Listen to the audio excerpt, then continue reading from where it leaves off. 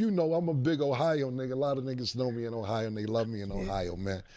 BVO, my brother, what's up with you, King? Salute to my brother BVO. What's up, guys? Chris Algieri here. Big shout out to BVO Sports TV. What's the deal? It's the champ, Shannon Ken and Briggs, two-time heavyweight champion of the world. I want to give a shout out to BVO TV. Shout out to BVO Boxing. You understand? Check the boy out. Check the kid out. You understand? What up? This Coach Bernard Hackett, and I'm rocking with BVO Sports TV, where they bring you the real with no fluff. Ladies and gentlemen, hailing from Cleveland, Ohio, I give you BVO. Oh, we boxing? Yeah, we boxing. I need that belt like it ain't no other option. So we punching and weaving and blocking. Defeat ain't an option. Let them know. Shoot a video, put it on BVO. Let them know. Every time I punch, it's a heavy blow. BVO, bound to hit like bricks cause it was set in stone. Let them know. I ain't getting body, but I'ma hit this flow. Yeah, way more than a show. This is BVO.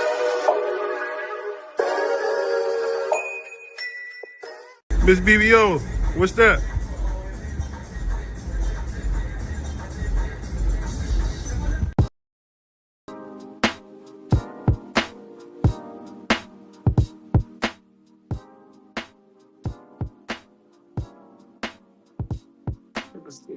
What's poppin'? What's up? Breezy, BVO, y'all got a mic check? What it do? You know, we here, we back. You know, BVO he'll be through. We back with another one, baby. You know, smash the like, subscribe when you come in, and show love. Tavon, yeah, what's up with you? What's good, everyone? What's going on, G5? What's going on, Tavon? Appreciate y'all coming. Yeah, 5, you already know. I don't know why I did that. We got you. Yeah, we a team. We good. Go ahead, get it cracking. Hey, shout out to my people. man Ohio. Shout out to my man Ohio Rounds Boxing, man. Yeah. What up, Ohio? He sending some hate my way, but salute to him. It's all man. good. You know, but that's a Youngstown dude for you. You know, Youngstown that's some dude, Cleveland beef. He'll pull the money out your ashtray, man. Shout out to my brother, man. Wow. But shout out to my man 5, man. Yeah. But we gotta talk about this, man. So I seen an interview some years back, and it was called "Hypnotized with Hatred." It was my man. A lot of people don't know this kid. This kid named his name is Boosie Badass now, but this kid's name was Little Boosie at one time. And I think he made up a great point of how people, especially people that look like us, like black people, want to see other black people do bad. And I think when you look in the YTBC, that's evident. You got people who love Devin Haney. You know, you got people who love Tank. I put it like this: you can like who you want to like, you can support who you want to support, but some stuff don't make sense. Now, when we watch Tank Davis, we say, hey, you know, he's a good fighter. Don't get me wrong, but the stuff he does outside the ring, I mean, the video was so bad, guys, we couldn't even post it. Now we got some whores who will post something like that, put that up on their channel, but we won't do that. And I say that because at the end of the day, if that was my sister or if that was my daughter at this age, I wouldn't want nobody to have that up. And I think it's just in poor taste that people would even post that. We already got to talk about it, but to post it, it's another thing. Salute. I'll just say this. Brother Insane. Brother Crush. Arlo Blind. Salute. The thing that get me the most is I just don't understand why people want to see other people that look like them do bad. Like, you can say what you want. I remember they was calling Terence Crawford top ranked Toby. I mean, and that was going too far. And then you hear him go from that to all of a sudden, Terence don't make good business moves. Terence don't do this. Terence don't do that. But guess what? Terence won at the end of the day. Terence is rich. He got more money he could probably spend. You know, he got people who love him. And I just think like beautiful children. And shout out to this, and I wanted to bring this up because my man K Savoy said this. He said, when it comes to boxing, black people hate black fighters more than anybody. And I said, how did this Bayou Booger know that? Because it ain't used to be like that.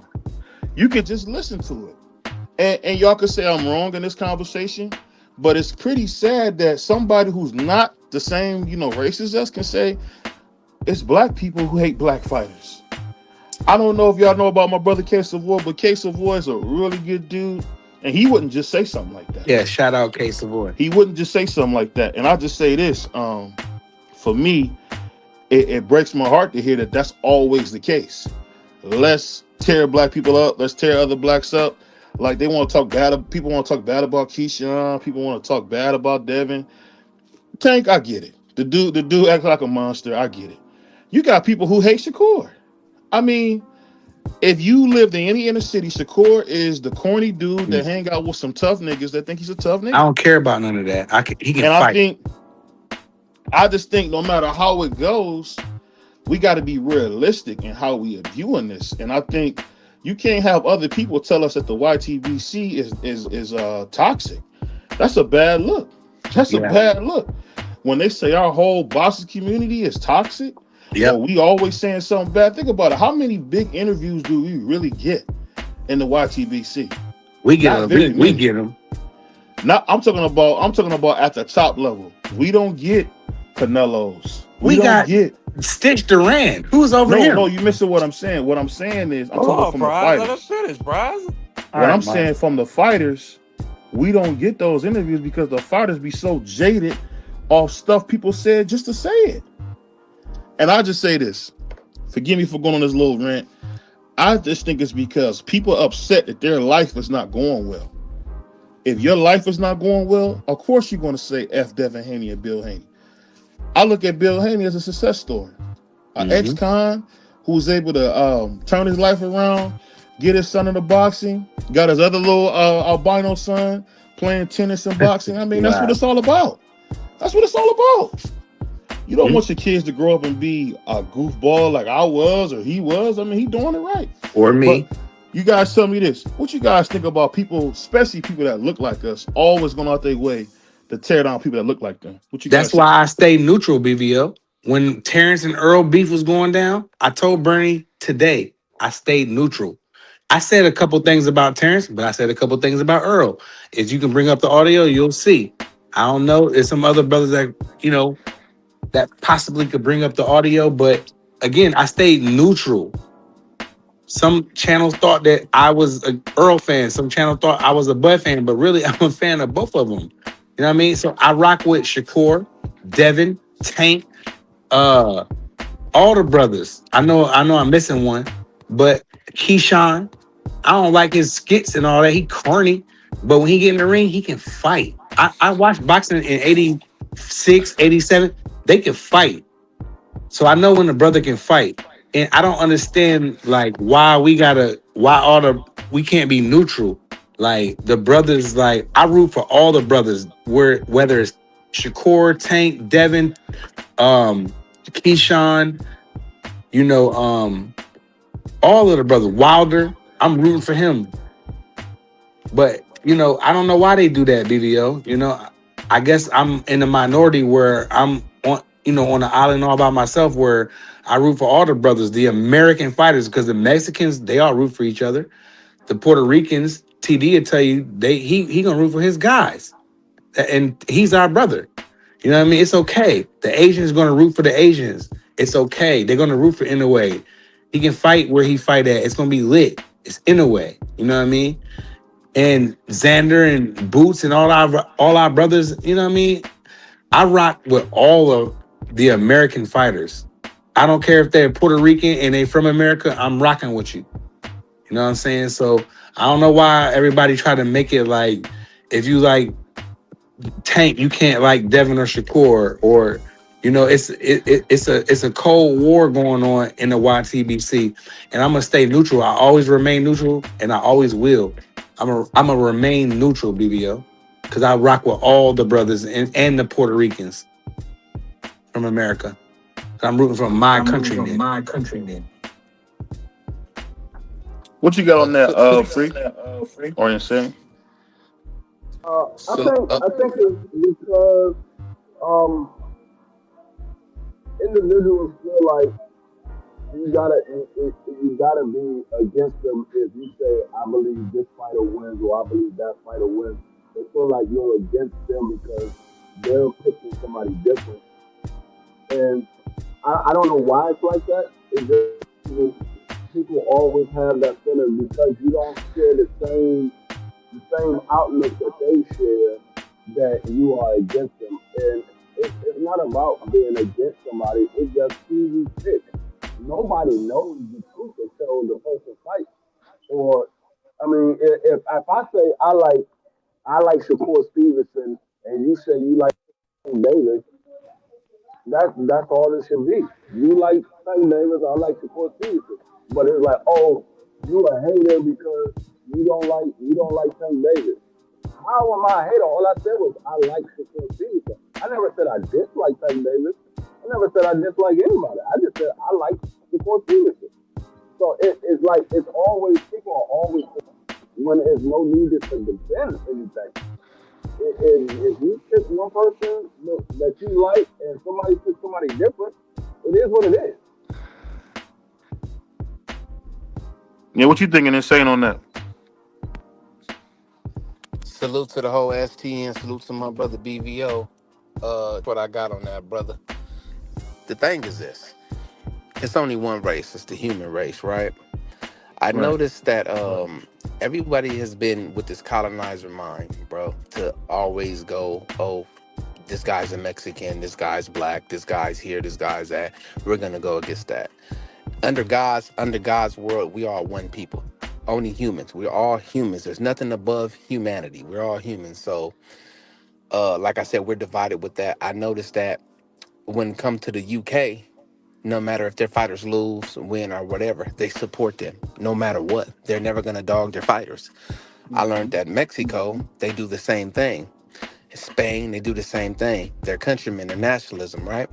I noticed in America, where we have a divide with so many mixed up gumbo in here, so many mixed up gumbo in the United States, to where a foreigner can come into our country and the demographics would cheer for that foreigner.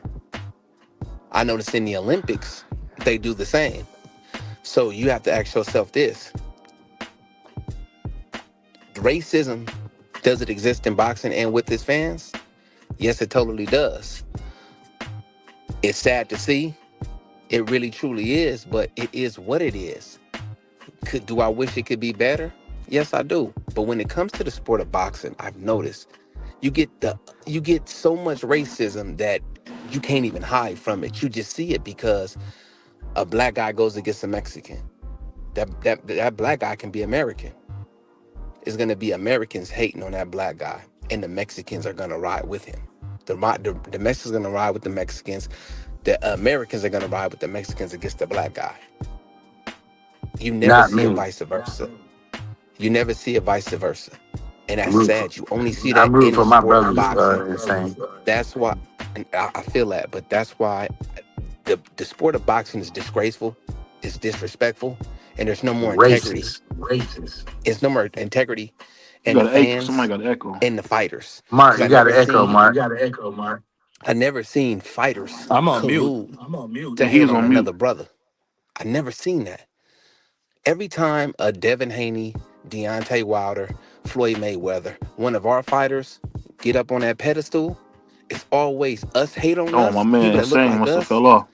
The other people outside of us, other countries hate on us. I'll say but this, if that was though. a white man like Vasily Lomachenko, can you hear me? People that look like us are going to cheer for him. I can't hear you. His people are going to cheer for him. Hold on. Did Insane cut out, or is that me? No, I hear Insane. I can't hear you, Insane. I hear him. That's all I got. Did you cut out? Did Insane fall off? No, you fell off. Let me see something. No, Insane didn't fall off. Insane still talking. Yeah, I feel Insane though. You know, smash the like button, man. Don't sneak watch, man. Don't steal. It's free. How you gonna steal and it's free? That's crazy. Shout out brother Bentley, man. Bentley been working today, pulling up. I don't know if y'all can y'all hear me? Yeah, we can hear you.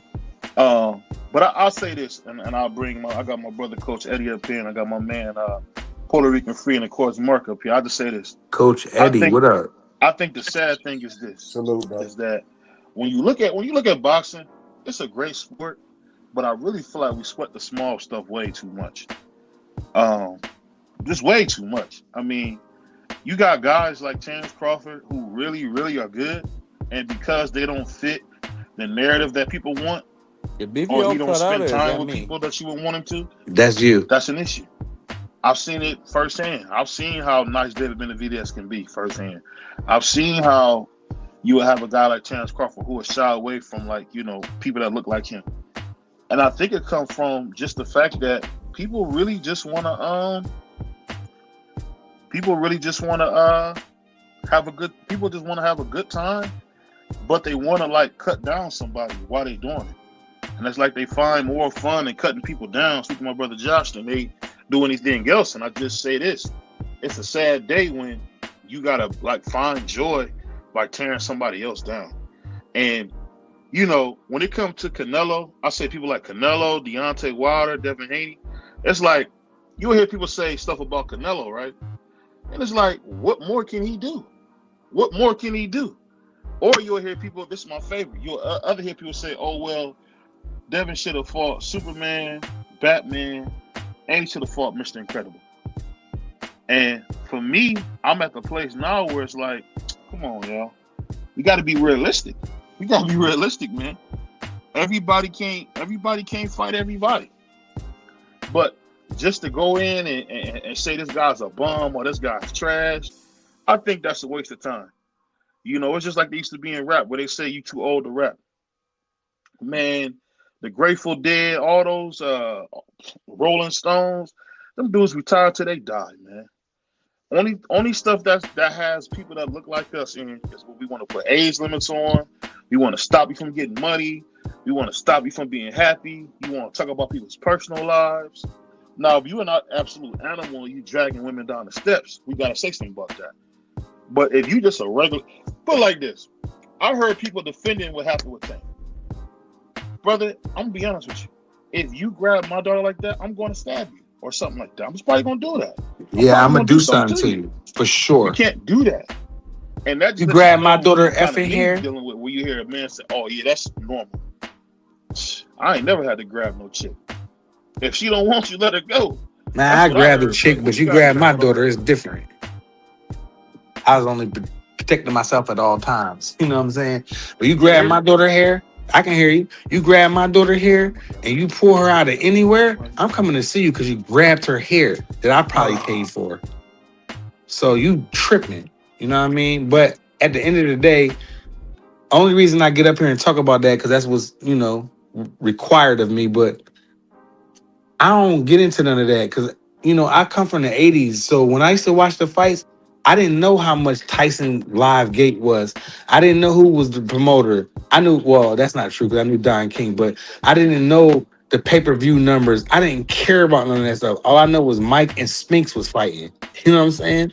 So I didn't care about none of them. Mike getting 30 million or Spinks getting a good 15 million back then. I didn't care about none of that. But now everybody, promoters, everybody's checking the live gates and ticket sales. Man, you niggas is weird.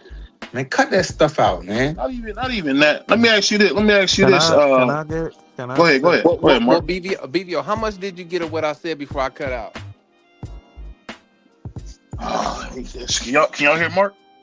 Yeah. Well, just run it back and say. All right, no problem. I'll wait for Marky. Can anybody hear me? I can hear you insane. Okay, I'll wait for Marky. Go ahead, I can't hear you. No, I'll wait for Marky then. Yeah, I was just gonna say, boxing is a microcosm of life. It is a microcosm of society. This stuff about not just blacks, but people within the same social or ethnic groups hating each other.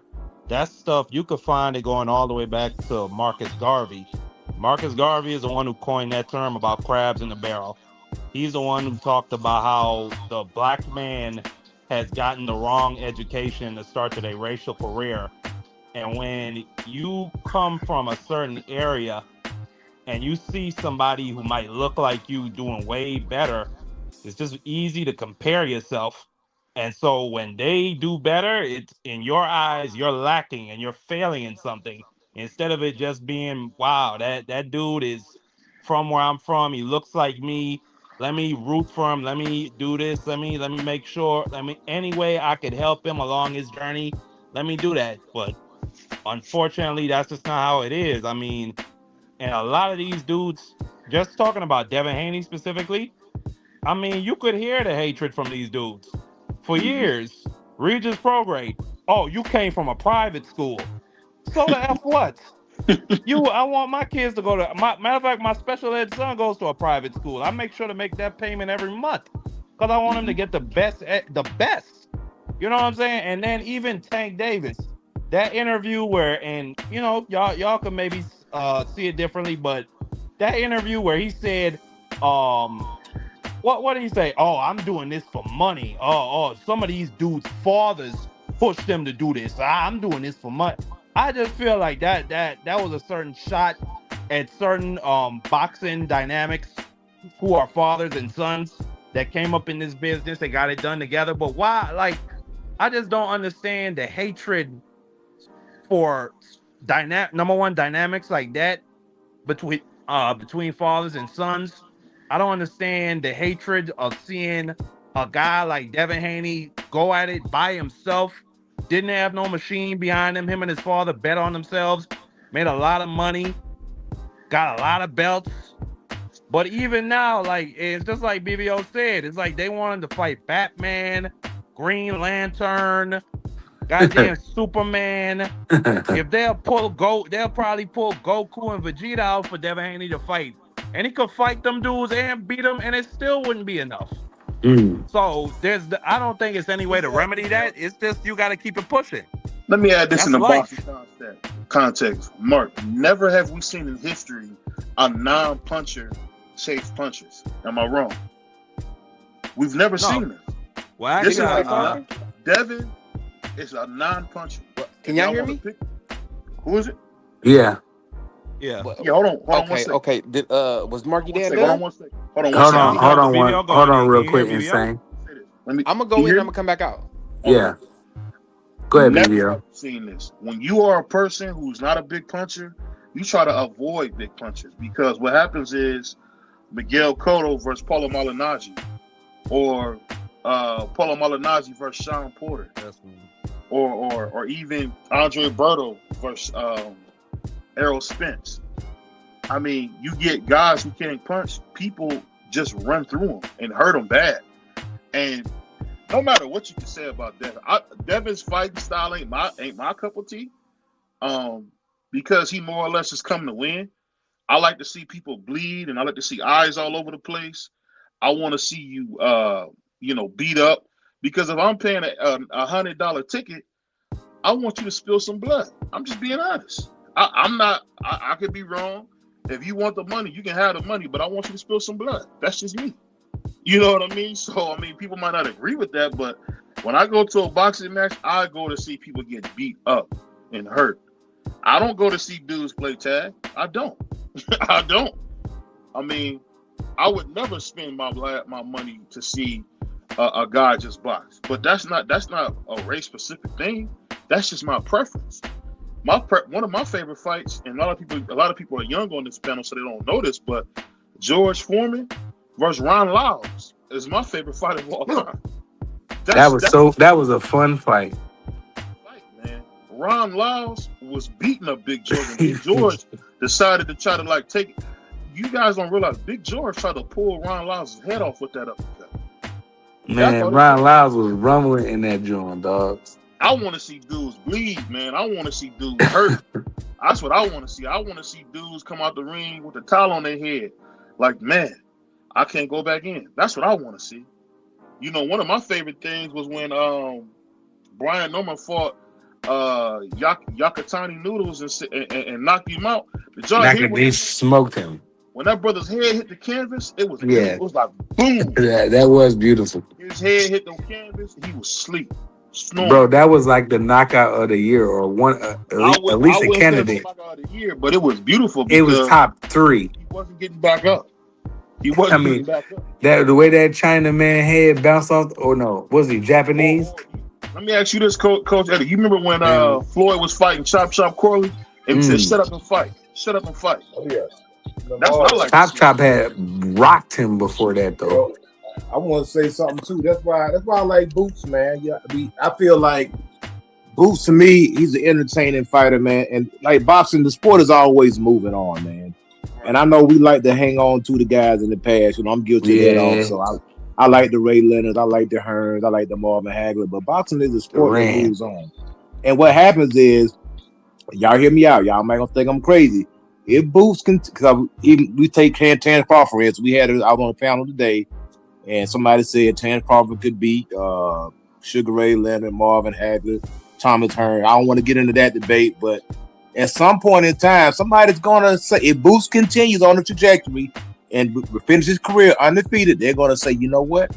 I think Boots could beat Terence Crawford. It's gonna happen. It always does. Just like they said, Terence Crawford could beat Mayweather. No, hear me out. They said Terence Crawford could beat Mayweather. If Boots finishes his career undefeated, he's gonna be in the conversation. They're gonna say it's gonna be a fantasy matchup, and it's gonna be up for debate. Could Boots have beaten Terence Crawford? That's cool, Coach E. But you know, that's the stuff that keep the sport alive. So I'm cool with that. You know, and I like Boots, man, because Boots he goes out there, he try to get you, man. And this fight with Xander, and oh yeah, everybody get hit. It's boxing. How can you not get hit?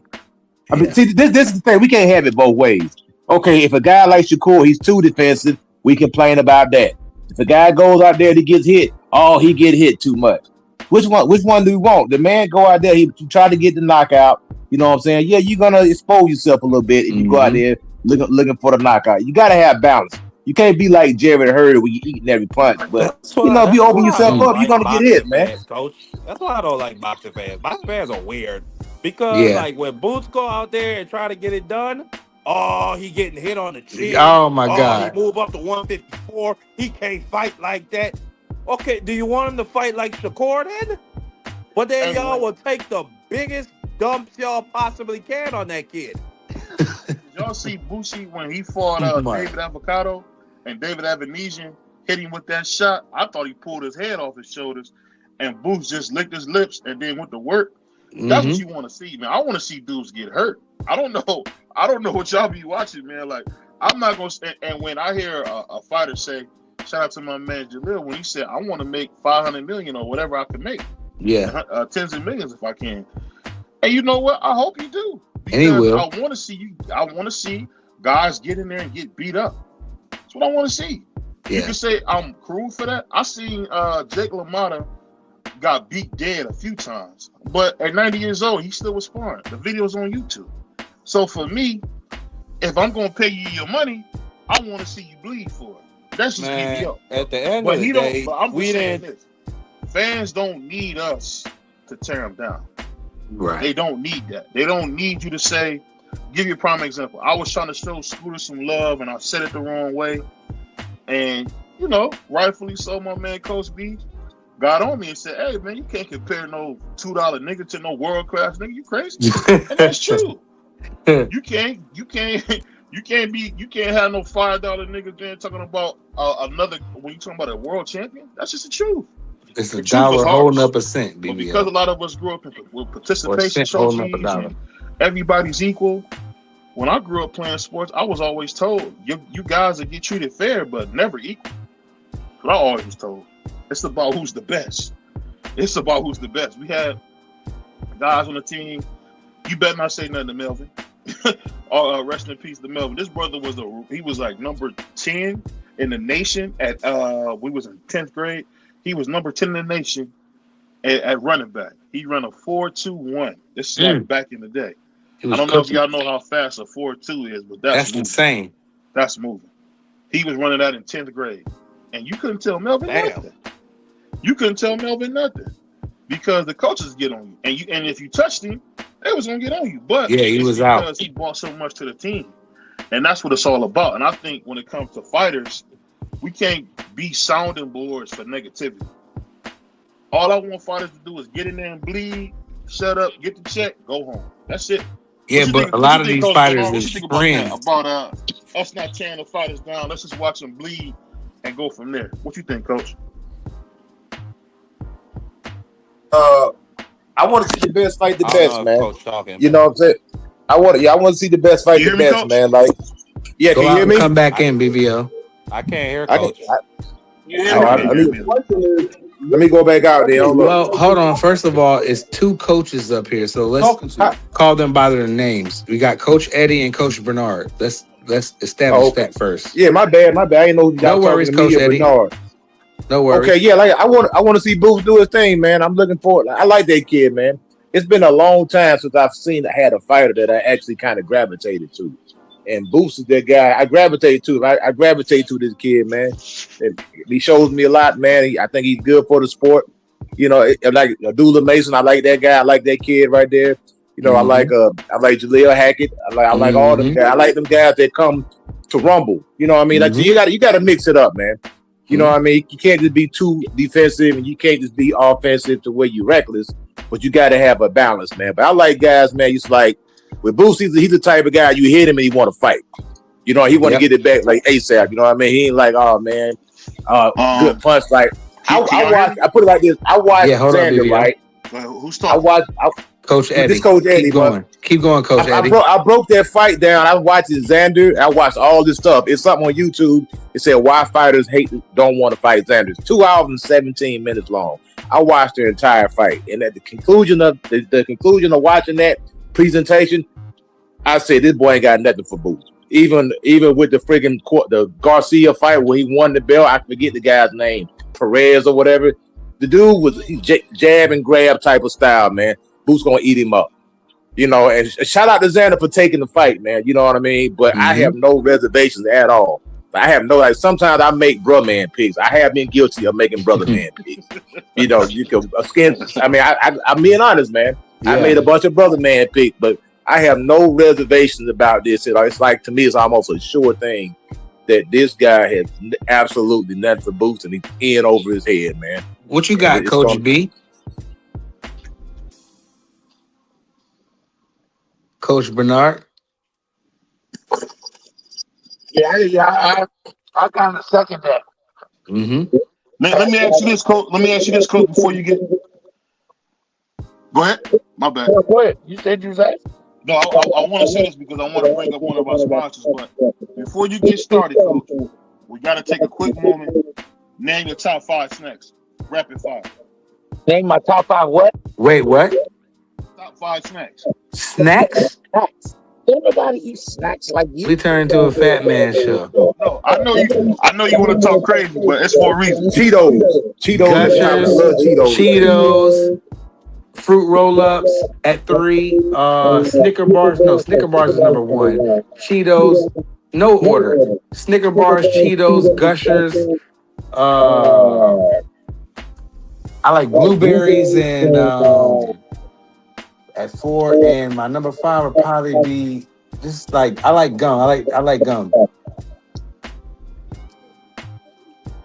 Go ahead, Free. Give yours real quick.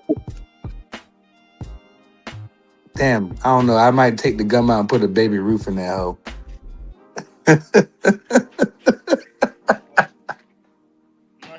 I can't hear nobody else. I mean, I name my names. You know what I'm saying? He can't go out and come back in, homie. Say this, man. Make sure you stop by the smoke shop.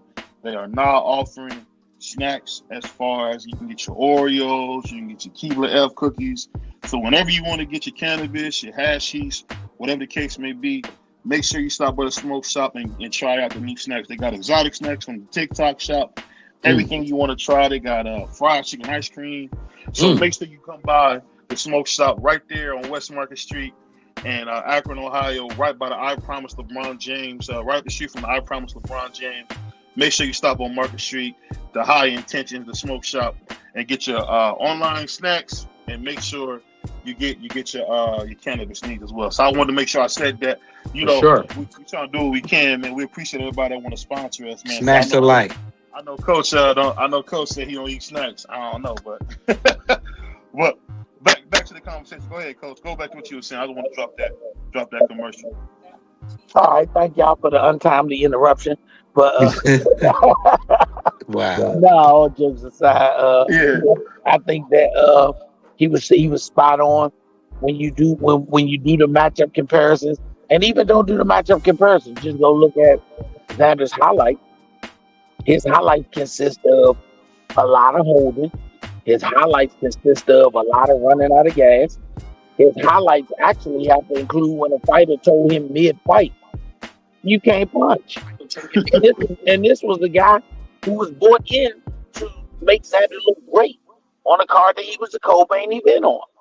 When you break it down, if you take your heart out of the equation, there's nothing that Xander Zayas has that could remotely make you think he had a chance of beating Boots outside of a lucky shot. I mean, it's last season, Coach. I just believe in God, and I believe God can do something special, man. And you just proved my point.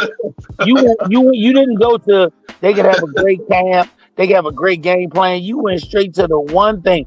David and Goliath. Hey, man, when David threw the rock, he prayed.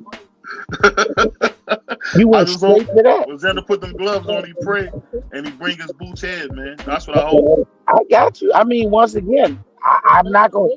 I cannot compete with you and your desire to hope in one hand and shit in the other, and see which one feels up first. But when we talk about reality, in the reality of boxing, other than a luck shot, Xander stands no chance. And I always say, look at how Vegas line is. If the Vegas line never lies, because Vegas does not intend to lose a dime. If they put you as an outrageous favorite, they pretty much look at the analytics and you're an outrageous favorite. If they make it a close fight, that means both fighters are on some sort of great edge to where they can make it a close fight. This is not a close fight. Other than for the 10 people in Puerto Rico who believe it is. Well, let me ask you this. What if he's able to do like Bernard Hopkins and slow the pace down? You say he like, hold on, let me say this. You say he like to hold and grab. If he can use his size on Boots Ennis, you know, hit him with the jab, maybe hold him, lean on him, kind of wring his neck a little bit, put his gloves over his nose, use some of the tricks that we've seen some of the greats do. I think he can slow the pace of the fight down low enough. When have you ever seen a mean streak in Xander? Never. Well, when I heard him say he's gonna rip the man's heart out, I've never heard Xander say that. That's hearing somebody. I can say that too. Anybody can say that. Have you heard him say that before? No, once again, that's speech. That was also in the confines of an office where he knew Boots wasn't standing outside the door.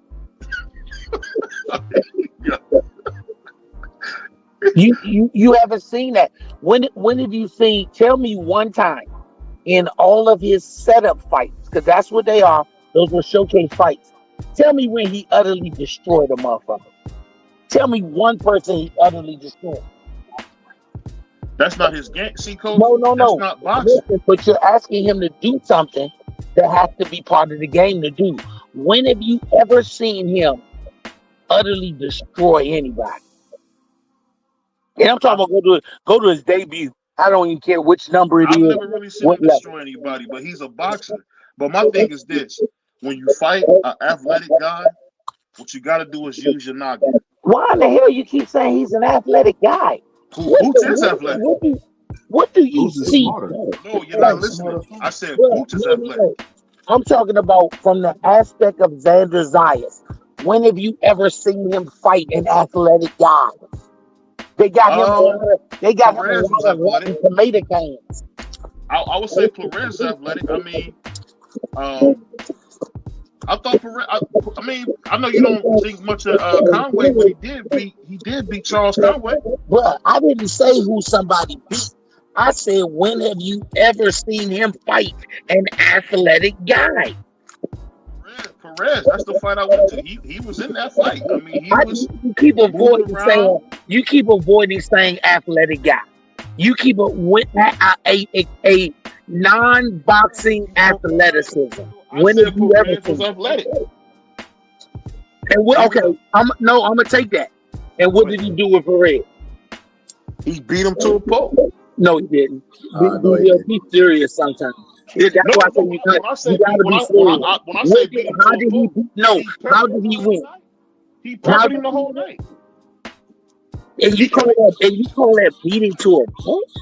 Well, no, not beating to a pulp. Well, why would you say that? Well, once again, you're adding shit that did not happen. He didn't beat him to a pulp, and he Did he fade the last 3 rounds? Rounds 10, 11, and 12, did he fade? He faded the 10th. He did. He fade. So if he faded in 10, 11, and 12, how in the hell did he beat him to a pulp? He actually limped to the finish line. He was running out of gas. He made it there on fumes. Xander was a little bit of a front runner, if you're being honest. Listen to what I'm saying, and you keep avoiding it with this BS talk of foolishness. If No, that's not foolishness. That's the truth. Listen, if he's a front runner and he fades down the stretch, we agree on that. Xander is a front runner and he fades down the stretch. Then what do you do with a guy who's never faded and gets stronger as the fight goes on? Because we can agree that Boots Ennis gets stronger as the fight goes on. You can say that. You can say that, but I've seen Boots have a hard time cutting the ring off first carry. Listen, okay, I'll even give you this. I'm proving everything you say. I'm gonna prove. Use your logic. How can you stop a man and he can't cut the ring off? All right, let me ask you this. If we just go on realities, Xander has never had the most fleetest of feet ever. He's never had that. You can't say he hasn't. And he fades down the stretch. So if he doesn't have fleet feet from start to finish, and he fades down the stretch, and we agree that Boots does not fade, he gets stronger. Please tell me, do I have to look for you, or will you be there by round 9, 10, 11, and 12 for me to beat on you? See, that's that old Joe Louis thought. Yeah, I'm asking you a question. Can you give me a clean yes or no? I'm gonna say this because it's not a yes or no question. There's so many. No, we just compared superlatives. We said Xander fades down the stretch. Xander does not have the greatest feet even when he's fresh. Do we agree? See, do we agree? No, you're talking about like a black person's feet. No, I'm not saying it's not a race color feet. It's does he have great a style? Is that better? A style? Does he have great foot movement? Period. I would say yes. BVO, he has great foot movement. He has great. Xander's basic. Thank you. I'm glad somebody's being honest. Xander is basic with his feet. It seems like you see Boots Ennis fought a man instead of almost had been on the ring for 13 months. BVO, everything that you like in a fighter, Boots is. So I don't understand why you going against him. Everything that you said that you like in a fighter, that's what Boots is. It's not Xander. He doesn't have to agree, even though he wants to. Just say I'm not a fan of Jaron Ennis in this fight, and we can stop having a conversation. It's like trying to change somebody's religious choice with facts. Religion is based on feeling, so you can't change their feeling with facts. So if you just say that, then we don't have to have this conversation anymore. You can move on to another topic. Hey, shout out to the good sis. What we gonna do? We gonna agree to disagree. Well, let's do agree to disagree. All you have to do is, because you said not just this show, but the last show when we lined up check mark. Every check went to Boots, and you didn't have one for Xander, but you still felt Xander will win. That is religion, blind faith. If you say it out of your mouth, every check went to Jaron Ennis, not one check went to Xander, but you still say Xander will win, that's called blind faith at its best. So we can't a sick Negro. We can't agree to disagree. We have to agree that you're going on blind faith, even when presented with facts you agree with. So let me do this because I love it. I love Coach, man. Coach is my guy. But what do you guys think about this upcoming fight? We got, the heavyweight champ fighting the kickboxer. But the fight I think everybody's going to be paying attention to is Deontay Wilder versus Ward Jasor. And I don't know if you guys seen it, and it's open panel, anybody can answer this. But I ain't going to lie, Ward Jasor looked like he was ready. He looked like he was ready. I don't know what's going to happen with Deontay, but I say this, Ward Jasor looks ready. What would you guys say about that? Panel's open for anybody. I want to say that Wilder, in my opinion, he looks sickly. He looks very frail. I think he's probably going to come in and win maybe 211, 212. He's too small. He don't throw that right hand with the same conviction that he used to throw it with. I think he's worried about what's coming back now when he didn't used to have that reservation. Getting knocked out will do that to you. A few times, like getting knocked out by Zilly Zane, getting hurt by Joseph Parker, and of course the fights with Tyson Fury. That didn't help anything. And I think that Wilder, his punch resistance is absent. It's gone. He can't take shots. See, one thing about it, Wilder can't take shots to the side of the head anymore. Looping right hands, his legs go instantaneous, spaghetti legs. Can't take a shot anymore. How do you lose punch resistance? I've never heard of that before. How do you lose? Oh, you can lose it, man. You get knocked out a few times. You keep getting hit. Like some people can take body shots, man. It's called a sweet spot. So it's an equilibrium shot. The side of the temple, that's an equilibrium shot. To the ear, that's an equilibrium shot. The chin, all those things, they can. Basically, all you need to do is get that head to turn to where the brain slaps up against the skull again. It's kind of like concussion protocol, like football. Once a guy gets a concussion, he's more prone to get a concussion. Is that true? Yeah, that's true. So it's the same thing in boxing. You get concussed in boxing, man. So Wilder's he's been concussed a few times. So I think it's like your brain remembers what a concussion is. And go back and watch the Joseph Parker fight. As soon as Joseph touched him with that right hand, Wilder's legs were gone, and they never came back. Same thing in the Fury fight. Fury landed a looping right hand. Wilder's leg went. They never came back. So I don't know if it's something going on with his inner ear, where he can't take looping shots. But that's all Derek throws. He just throws looping shots, overhand looping shots, and he has Wilder's offense is not going to be able to penetrate that cross arm Archie Moore type of defense, and basically Derek Chisora smothering Wilder's offense by coming forward with the high guard, the elbows and the forearms and staying crouched down. And the only thing that he's really giving him is the top of the head. Wilder's not going to knock that guy out. I'd be surprised if he knocks him out. So if a knockout happens, it's probably going to be Derek getting Wilder with an overhand right, because that's all that dude throws. Overhand everything. He ducks his head down and swings for the fence. He definitely punched him up. He punched up that heel. Yeah. What you got, Prize?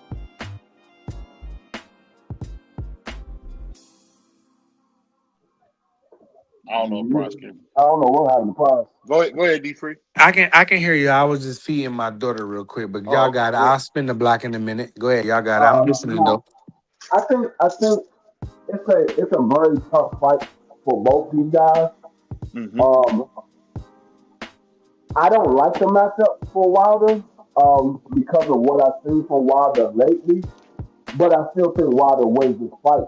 And I do think Wilder will stop Chisora, but I think it's going to be late. I think somewhere probably the round 7, round 8, I think Wilder will stop Chisora, because one thing that I do know about Chisora is you watch his fight.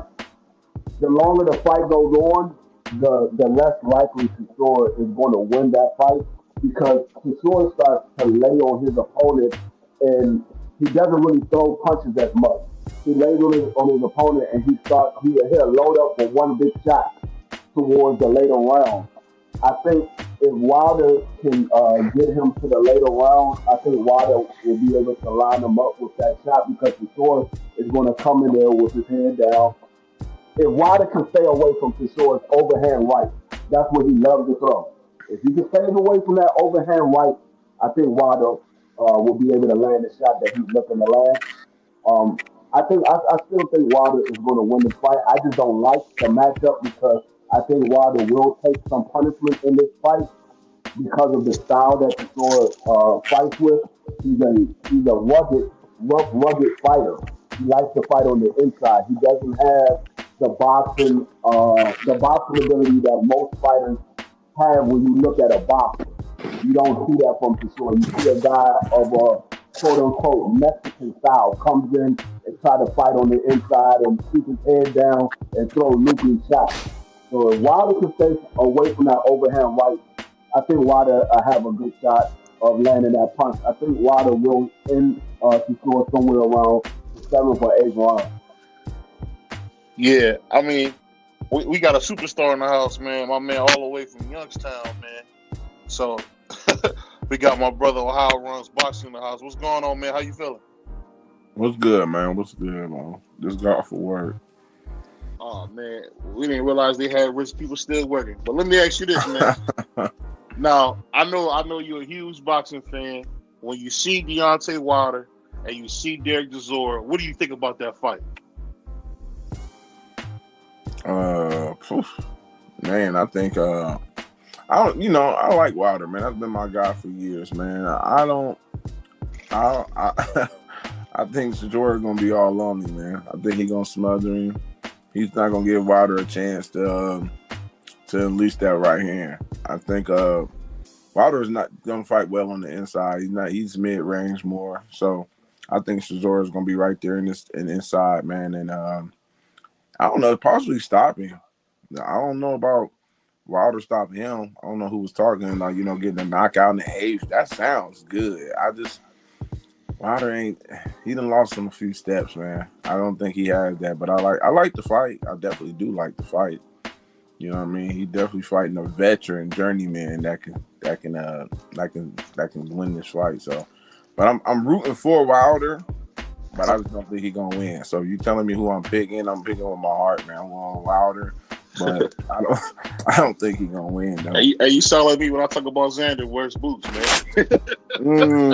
I know you about to fight King Kong. I know y'all got him picked, like my man Denny Green. So I know y'all got him picked. Y'all want to crown him? Crown him.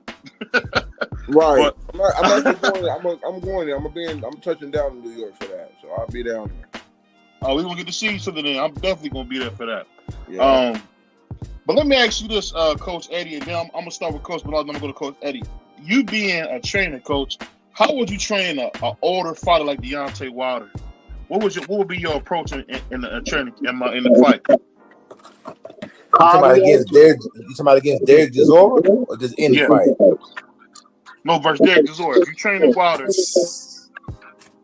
man, that's a really, really tough fight for Wilder, man. But it's also, you got to remember this too. Derek has a way deeper resume than Wilder. He's fought the David Hayes. He fought the Tyson Fury. He fought the Dillian Whites. He's more battle tested, believe it or not. Tyson Fury and Deontay Wilder, they made their names off fighting each other. Let's keep it 100. And they parlayed that, and they promoted that, and they had a promotion team, a propaganda team that propped both of them guys up for fighting each other. But you really want to keep on, Derek Chisora is fought everybody, man. Yes, everybody. So Wilder, he has to stay basic, man. Just keep it simple. Don't try to. I seen him in what's the main man? The new trainer he got. The one now that's the same guy who criticized Wilder, and now he got him working with him. Make that make sense. I can't remember the dude's name.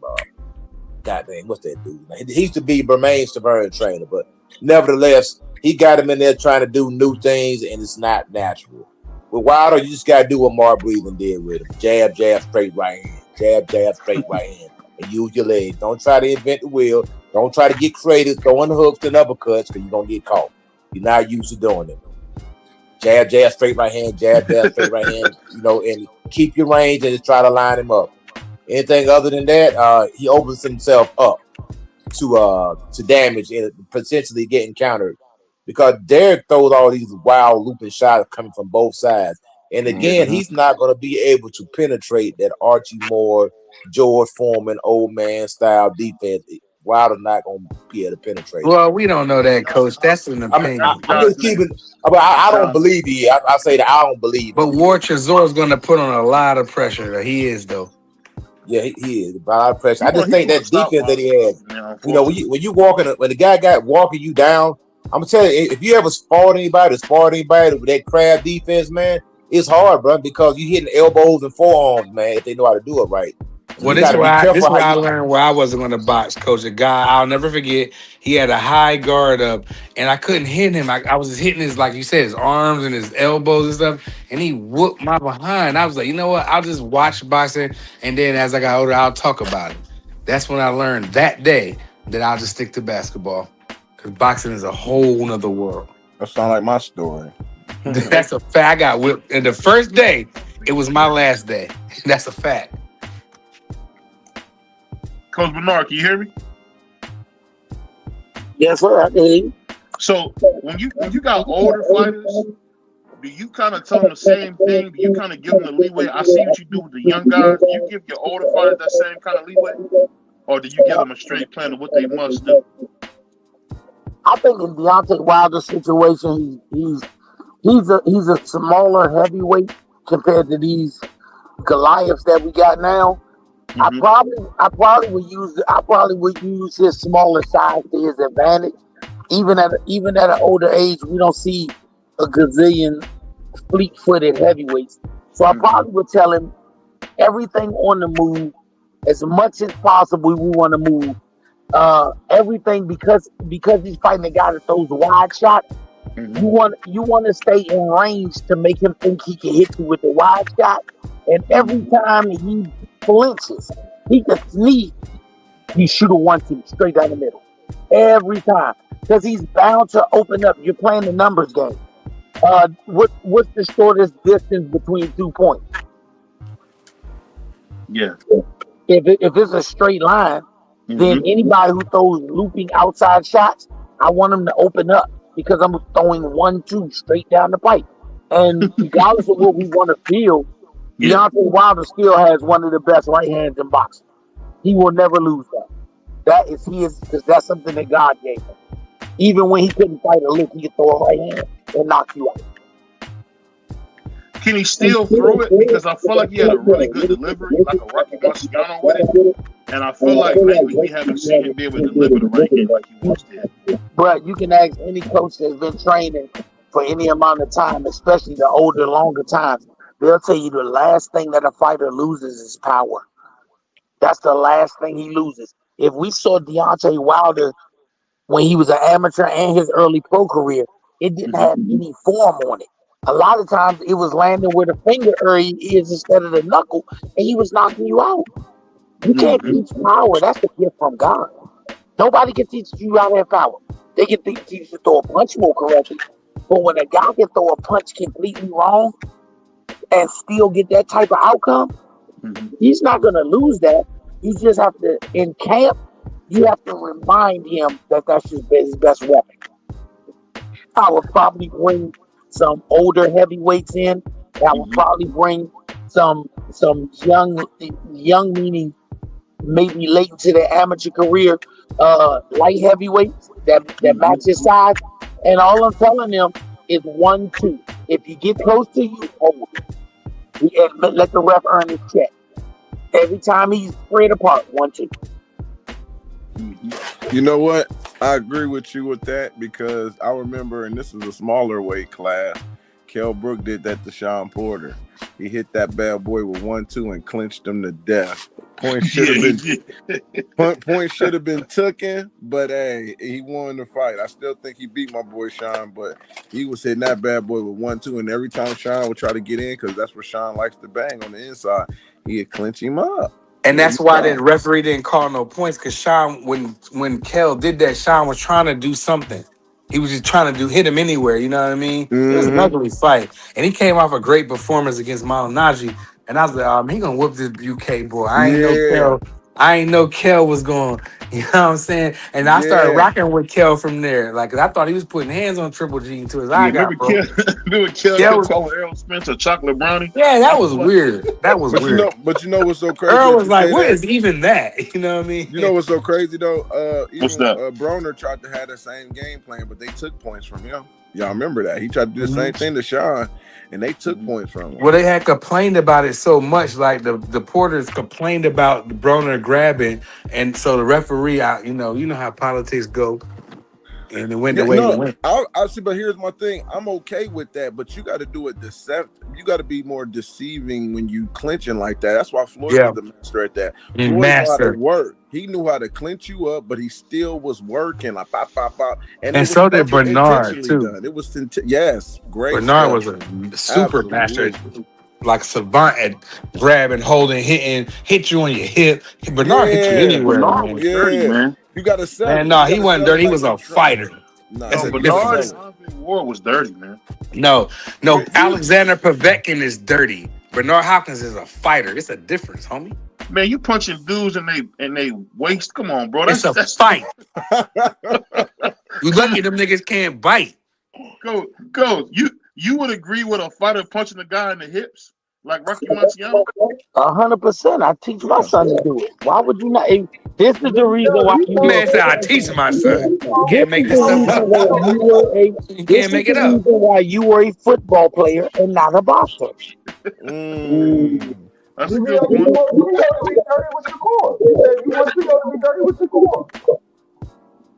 Yeah, I did want to see T.O. be dirty with Shakur, but he didn't. I mean, the fact that he didn't give Shakur uppercuts to the back of the head or hit him in his waist, I mean, that really hurt him not doing that. I'm not saying it shouldn't be. I think that should be utilized more in boxing. Like when you watch some older fights, them dudes like Jersey Joe, he can you right in the hip. It's up to you to stop. You watch them older fights, them dudes were knocking dudes down. Don't let the ref come in. As soon as the dude get up, they go right back and knock them down again. Yeah, the ref is getting their room until they count. I just think when you talk about fighting some of these guys, man, because we seen Canelo be successful at it, where he beat Rocky Fielding's arms up real bad. What's the guy? Smith, Caleb Smith. He beat Caleb Smith's arms up so bad. Remember how he beat up Bibble's arms up real bad? And sometimes you would drop them arms when I get them arms like that. So I think the Rocky Marciano style has a place in boxing, but for some reason people don't use it. But you should hit dudes right in their head. I want to say something about Canelo. When Canelo was throwing them shots, what he was doing is something they use in karate. It's called a ridge hand. He basically he wasn't hitting him with the glove. He was hitting him with his freaking wrist and his thumb portion. And you do that, it's very hard. He wasn't turning the punches over. Go back and look at it. He does it all the time. It's very stiff.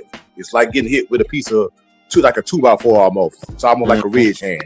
We used to do that in karate. You hit somebody with a ridge hand, you can break the freaking nose, man. No, easily, no problem. You know what? Kovalev did that in the fight against Alvarez, the other Alvarez. What's his name? I forgot the first name. What's his darn name? He I think he beat Kovalev, and Kovalev came back and beat him in a rematch. But he got an Alvarez. It's like his name Alvarez. I can't think who you're talking about. I never was a big Kovalev fan, man.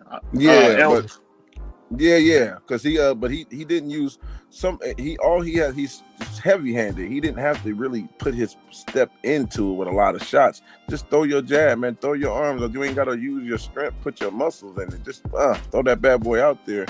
And he beat him, man. He beat him a lot easier, and you save a little bit more energy fighting that way. So I will say something about Wilder real quick. I think when Wilder changed from Mark Breland, because Mark Breland was a great 1-2 puncher. He was great at lining you up. He was the perfect fit for Wilder.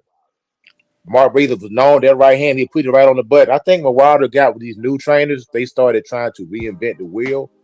And that's where the right hand, it disappeared, bro. He was not throwing it the same way. It's like you already got a car, like a mechanic, and they start working on your car. You start driving it, just don't drive the same.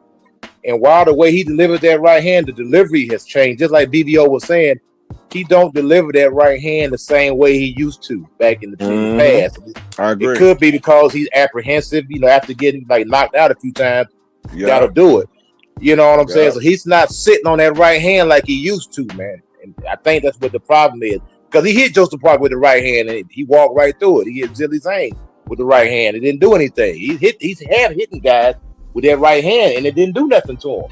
Now in the past it would have. I think a lot of times too, guys like George Foreman, they're so heavy.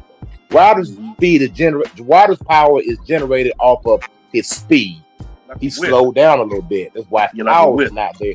Yeah. George Foreman was heavy. It's mental. George Foreman was heavy, so he hit you with the power, man.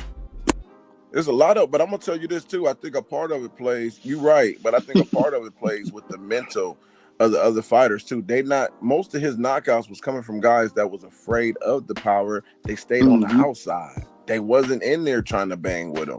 They was trying to, box and stay on the outside, and then he hit him with that extended right hand. It was beautifully perfect. Look at Ortiz boxed him, was winning 7 rounds. Boom, you on the outside, bro.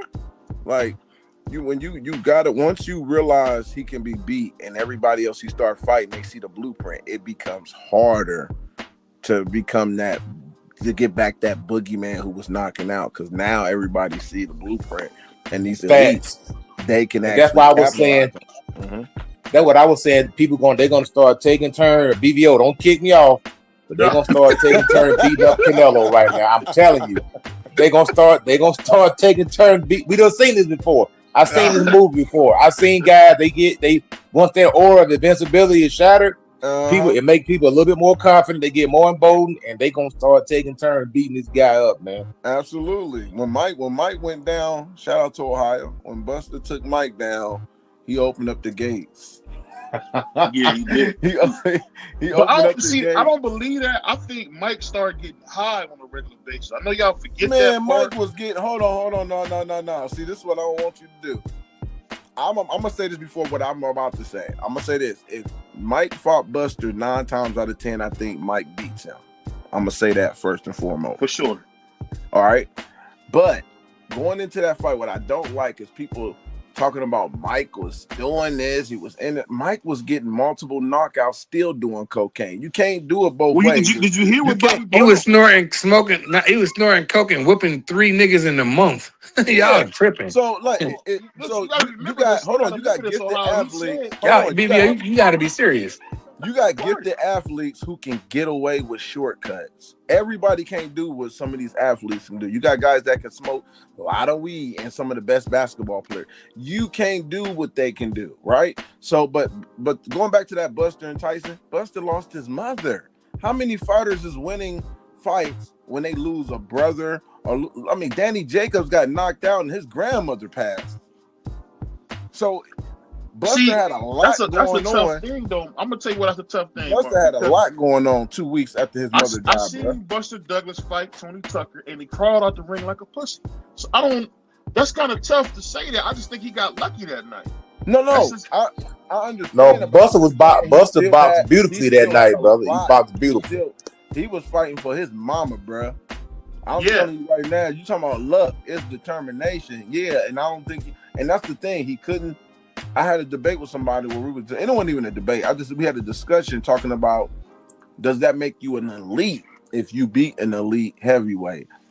Now it was a great discussion because it's like you the man, but I base it off consistency. You can't just win one time and be like, yeah, I'm an elite fighter, blah blah blah. Nah, you won the champion. You a champion, cool. Now, can you continue that reign? Can you get a couple more wins on your resume, Mr. Kambosos? Like, come on. No. that loss for Teal looks worse and worse every day. I think that brother like 2-9 since then.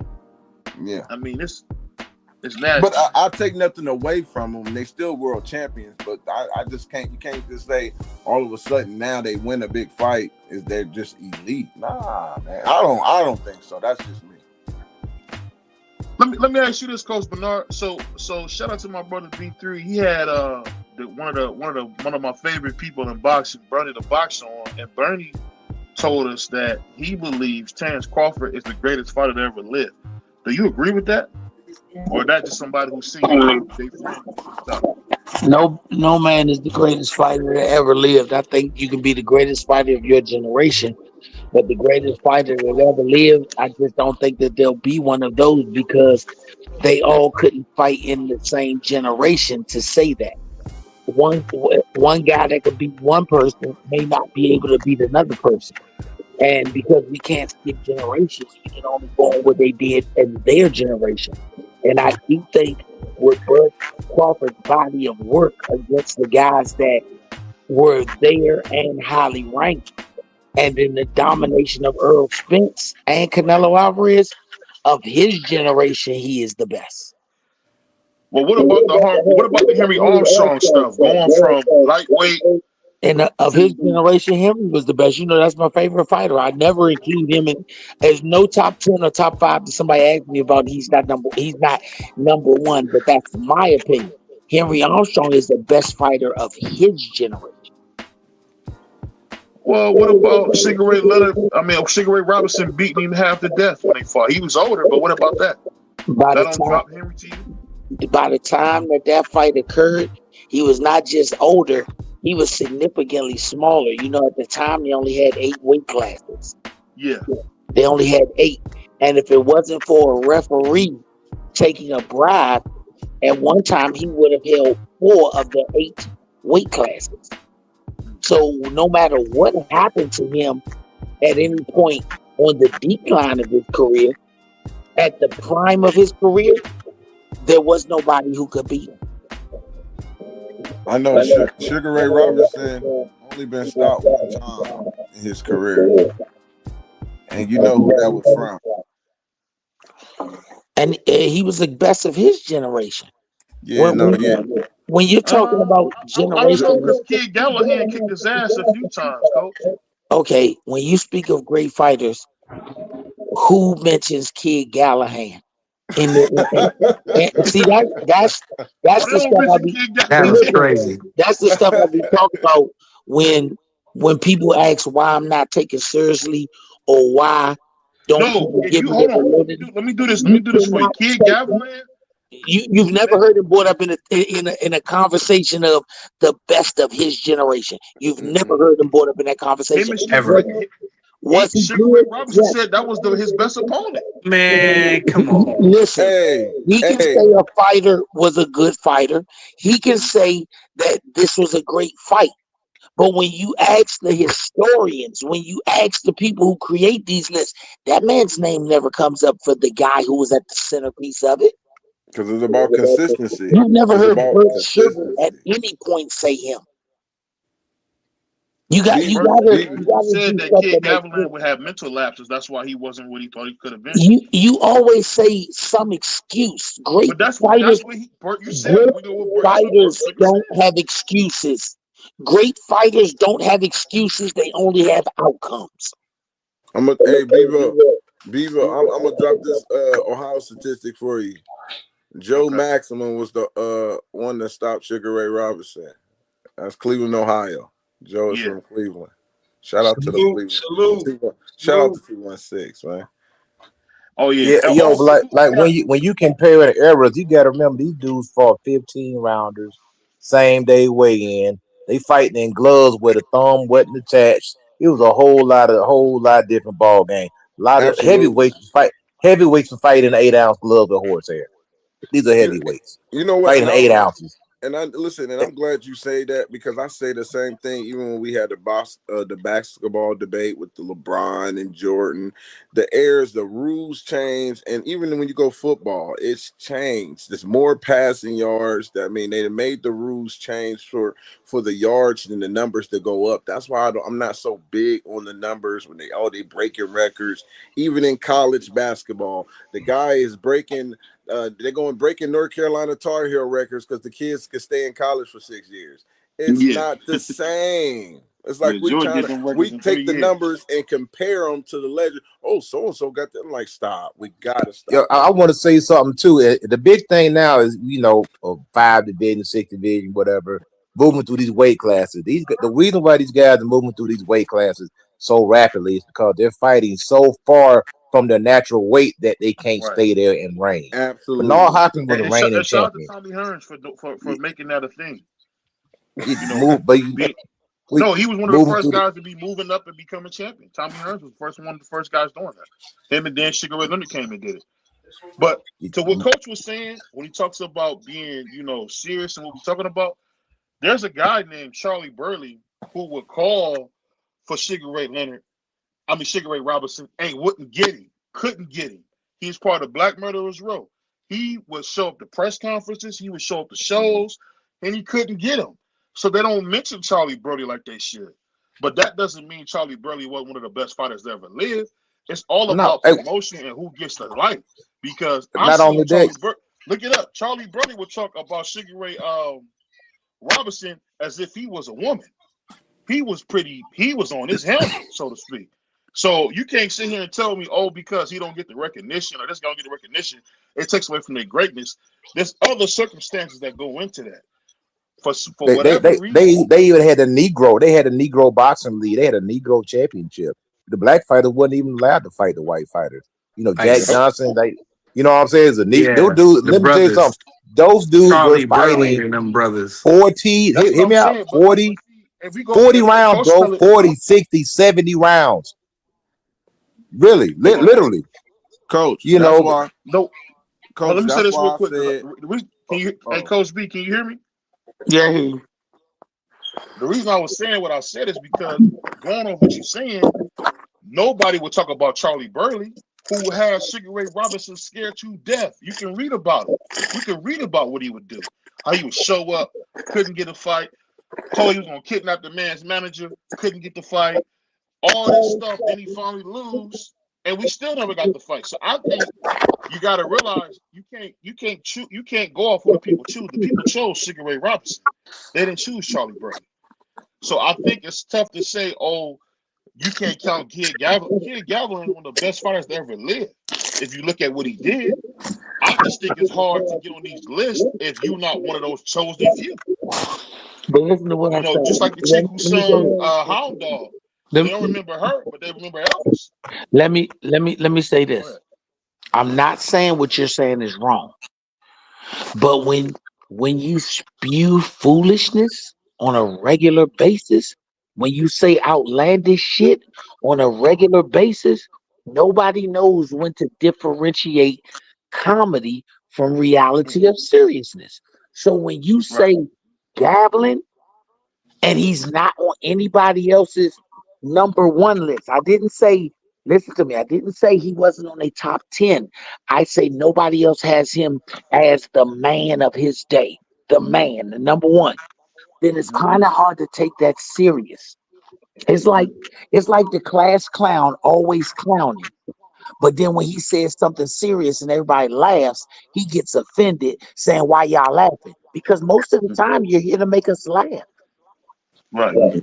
So don't get offended when 99% of the time you'll say something outlandish. And then when you say something of magnitude, you get upset when people take it as something outlandish. When we ask a No, question, that's not what I'm saying. no, What no, I'm listen, saying listen. is, If we ask a go ahead. question, if we ask a series of questions, and You're right. you say yes to all the questions, and everybody else is in agreement with the yeses, but then when you see the people, you say, no, I still go this way.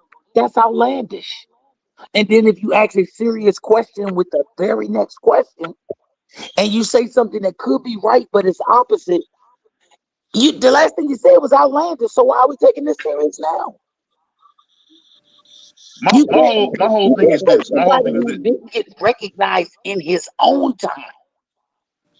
Is now all of a sudden you asked, was Bud Crawford the best of his generation? I gave an example. I don't know. You said, was he the best fighter ever? I said I don't believe No, that. I said that one of his guys says he's the best ever lived. Okay, and no, whether you said it or not, I said I don't believe in best ever. I believe you can only be the best of your generation. Then you said, what about Henry Armstrong? I said every time we talk about any best list, he's on mine. And then you went to Sugar Ray Robinson. I said, okay, right, he lost to him, but it didn't change nothing. Then you went straight to number 10 and said he was a great fighter. You should put him up there. That don't even make sense. Shout out the coach, man. I'll say this. One thing that worked in Kid Gavilan's that didn't work in his favor is the fact that English was not his first language as well. Being a Cuban dude, I think that hurt him. But we got my man Doug Brightside. We got my man, and we got one of the most evil men in boxing talk. So I want to ask you this, since we got one of the most evil men in boxing talk, and I'm not saying that to be funny. That's actually his moniker, evil man. Smoke.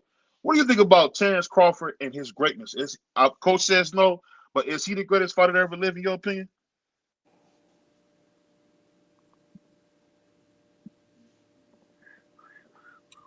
No. You hear me, Smoke? No, he's not. No, he's not. You want to ask me another question? Like I don't have to give you. You want me to give you a breakdown on it? But no, he's not the greatest fighter to ever live. No. I have a question. So greatest doesn't necessarily mean that you beat everybody. That just mean because I don't think even Terence Crawford went to 168, right? And this is the problem I have, and especially today. You can beat one guy, and just by default from beating one guy, they'll automatically say that you're better than everybody else.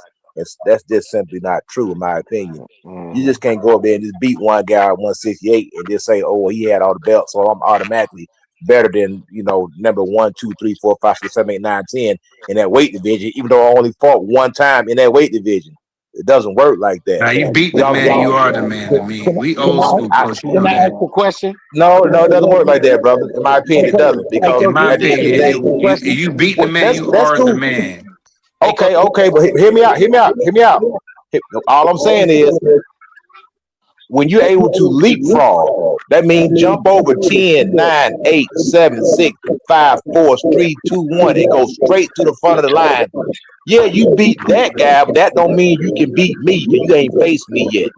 Now, the public may say you can, but the reality is you have not stepped into the ring with me yet. Just like Roy Jones, when he went and fought the heavyweight Ruiz, Torres said, "Hey, you beat him, but you ain't beat me yet."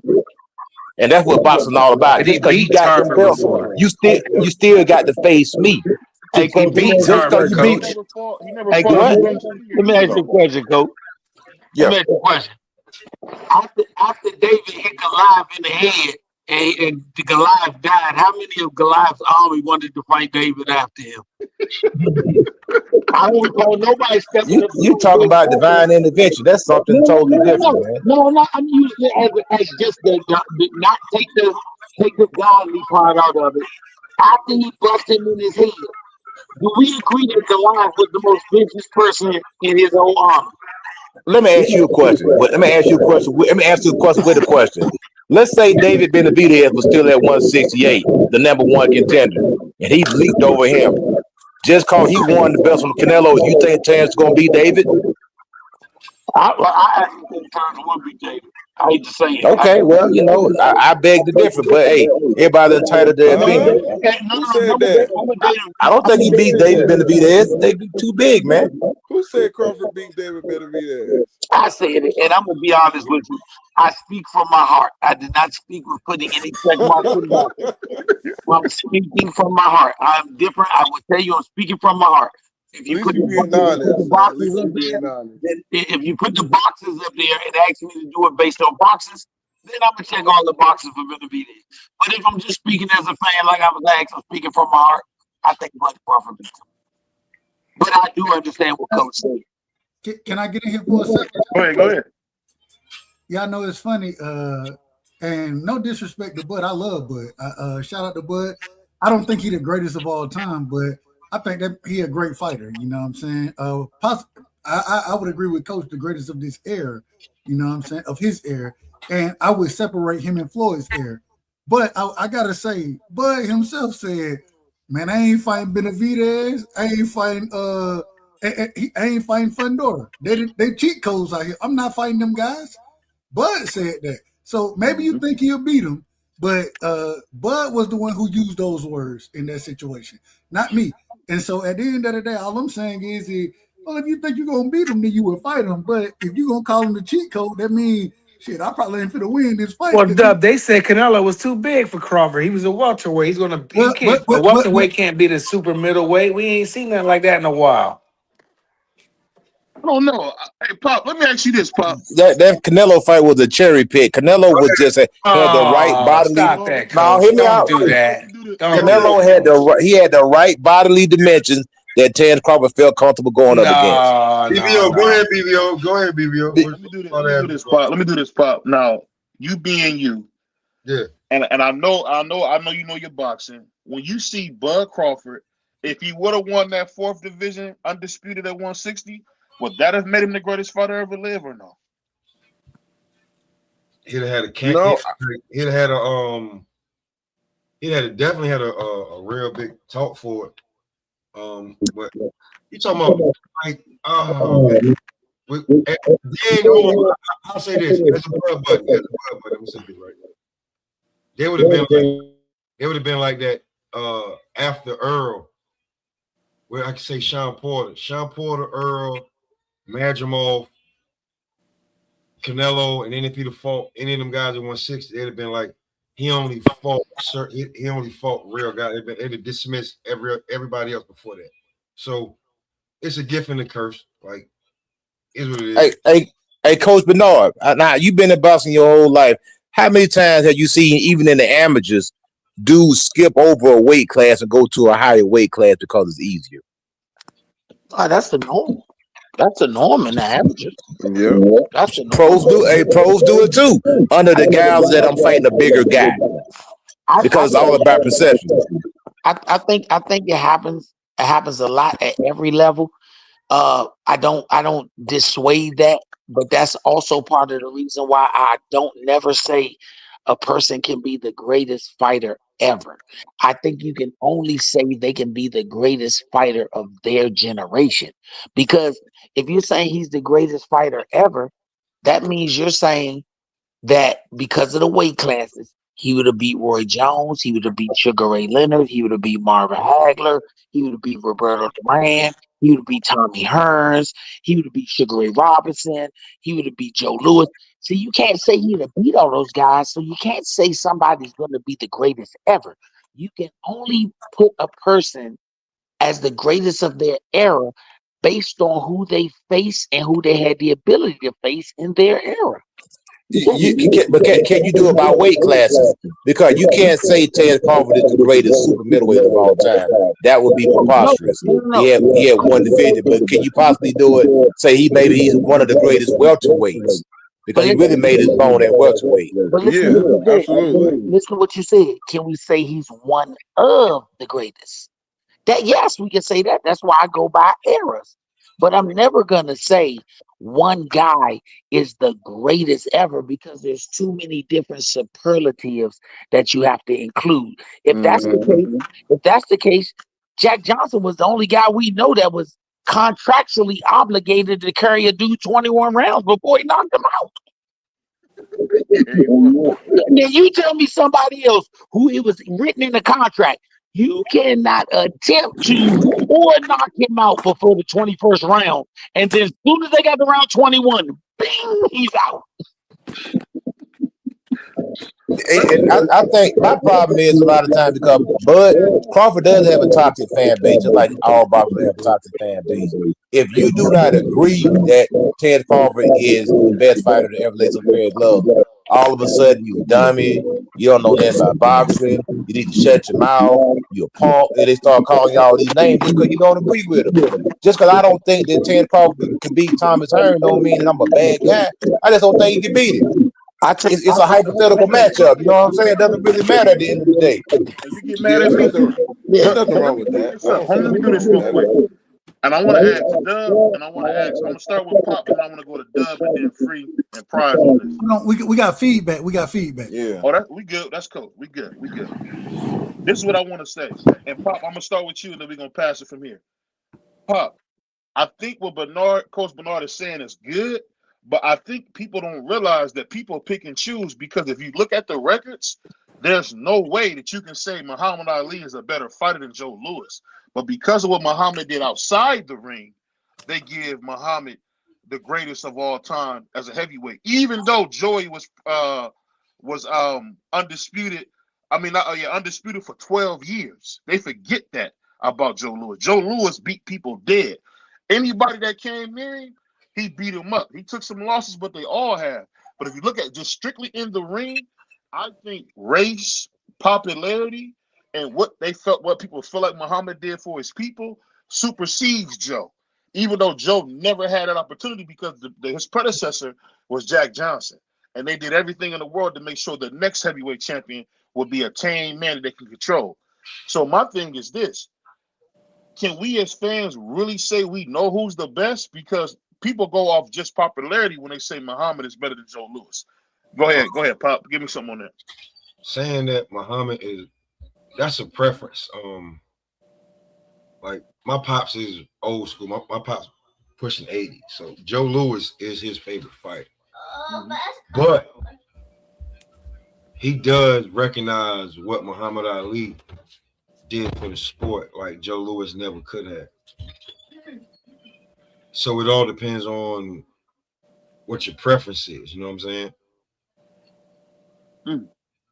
You know what I mean? That's like, just to keep it one. Joe Louis was 176 years old. Nobody want to talk about no damn Joe Louis. You know what I'm saying? See, like Joe Louis 176 years old when he fought. I don't care how many way we got last whoop. You know what I'm saying? So it's like, but Joe Louis did so much, and you know, Joe Louis taught Muhammad Ali a lesson, and they both suffered. They both lost money. Joe Louis gave his away, and they took Muhammad's. So look at it that way. Like, it really don't matter. Like, Joe Louis was whooping everybody's ass. The war came. Joe, we need you to support the war, blah, blah, blah. All right, cool. Joe, so he thinking that it's going to be so cool that he spend most of his money while he doing all these tours. Got to get money from drug dealers back in the day just to keep it going. Fast forward, Ali whooping everybody ass. Cash, we need you to support the war. My name is Muhammad Ali. Or if you don't fight, we gonna do this and that. What they do? Keep him out the ring for how long? Take all his bread. Like, you know what I'm saying? So it's your preference on how you look at it. You know what I'm saying? That's how I go, and then I pass the mic to the OGs. Anybody go? It's open panel. Anybody got something on that? Because I think that's a huge disparity we don't never talk about. Because if you look at the inside the ring, Joe Louis was a special human being. Muhammad Ali never even threw a body punch his whole career. Can I say this? I just want to say one thing. BVO, think about it this way. So when individual looked at Jordan, right, and I'm agreeing with Coach here. When they looked at Jordan, it's because we got a chance to grow up watching Jordan. I done heard people tell me Oscar Robertson and Wilt Chamberlain and these guys, man, Jordan couldn't hold. And I'm thinking to myself, nah, but I didn't get a chance to watch them. You understand? And a lot of these guys, we didn't get a chance to watch, especially me being an 88 baby.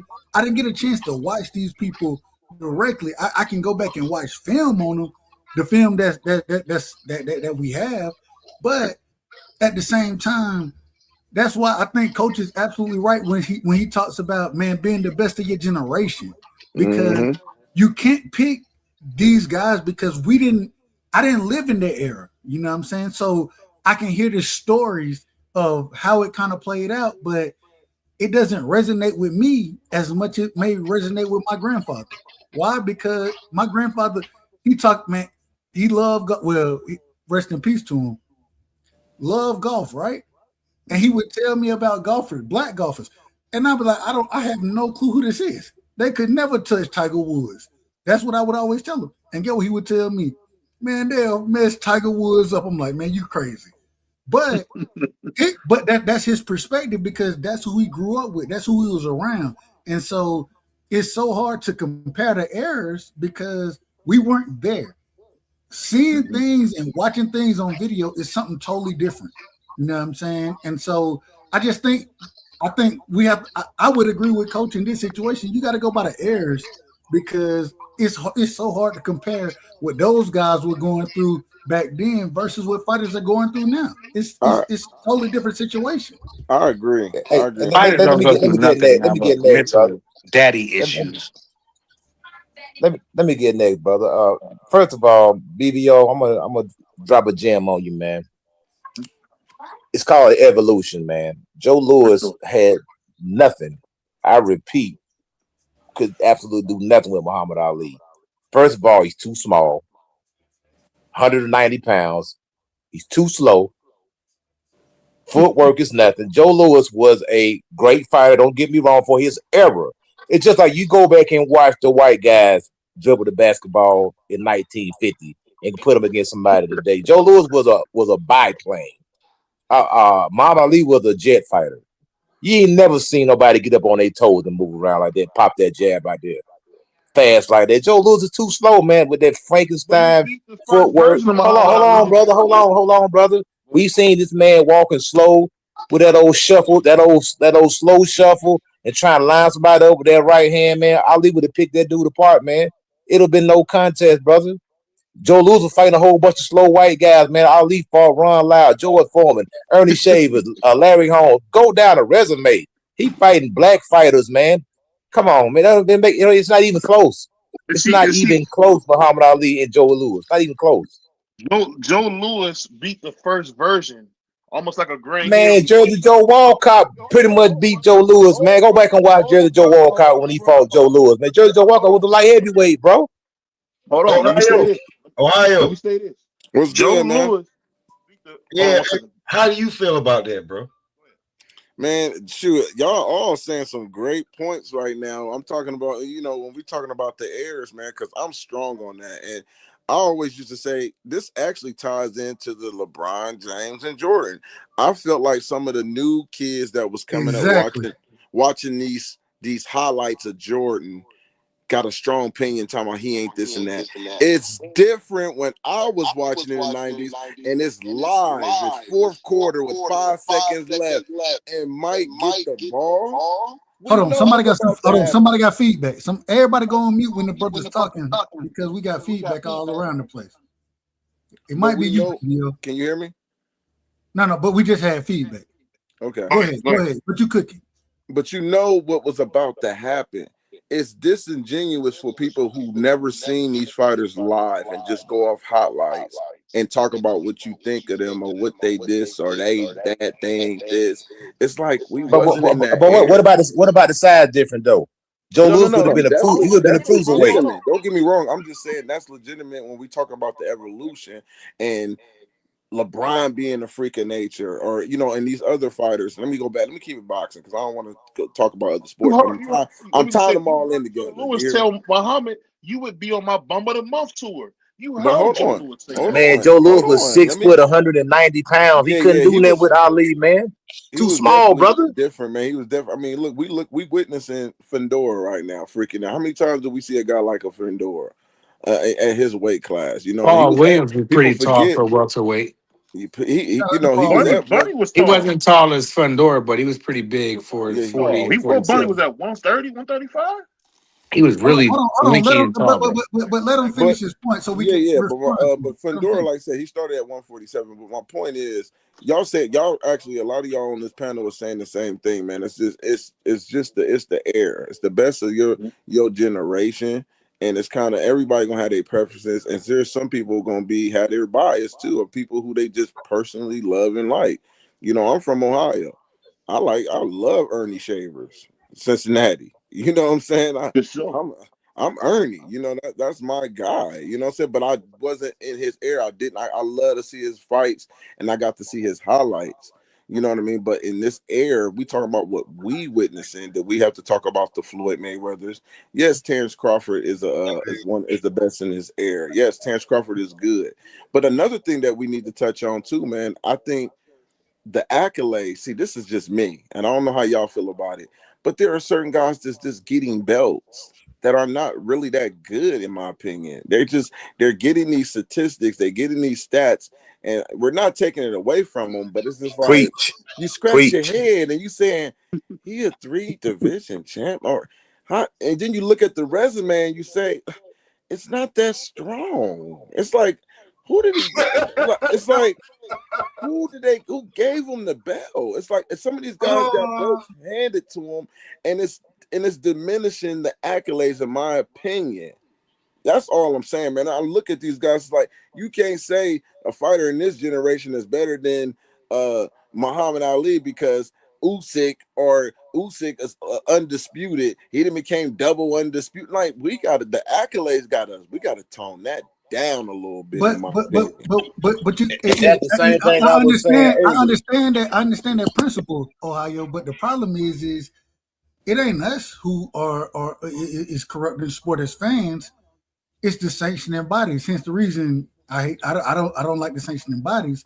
At the end of the day, though, when we listen to individual talk, whether it's Roy Jones, whether it's Floyd Mayweather, individuals of the previous era, I don't consider them in this current era right now. I don't consider those guys there. But what do they talk about? Man, Roy Jones would tell you, man, I'm trying to get every belt I can get. He had the IBO belt, Dub. I got that, but that's what Roy told you. If you got a belt, I want to get it, and the reason I want to get it is because that's how I prove that I'm the best. Because you got it, I want it. But now things have changed. I don't need a belt. You can not only that, you can lose 2 times. You can lose 2 times and still get back-to-back world title shots. Like you don't even go to the back of the line. Not if you brown. If you brown, you go to the back.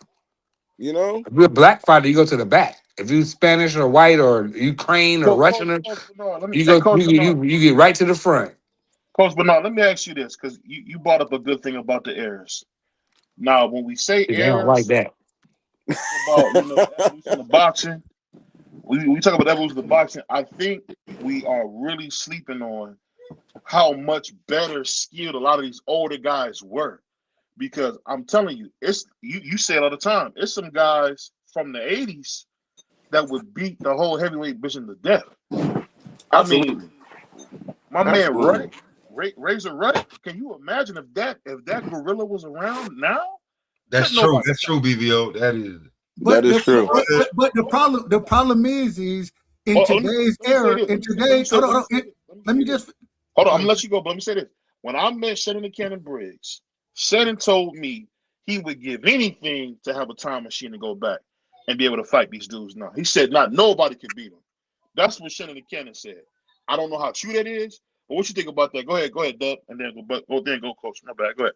It goes to the same principle that we were speaking on previously. So these guys today, they have, compared to the older fighters, they have a whole different training regimen. They have a science of how to be in shape and what to do. They have a science of this stuff now.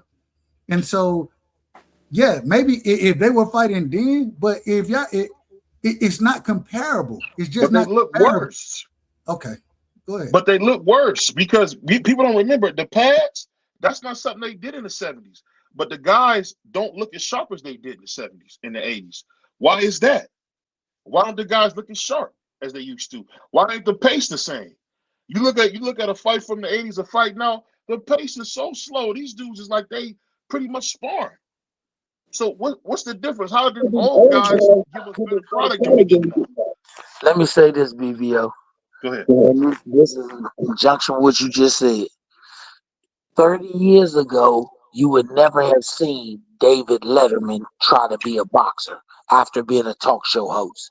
Now, 30 years later, when you have a worse product available, you can actually get people like Jake Paul make an attempt to be a fighter and then actually get in there with a former heavyweight champion and got demolished. And he got demolished on friendship, because if the contract ain't say, and I don't care what nobody say, if the contract ain't say that he could knock him out before a certain time, the fight could have ended in 1 round.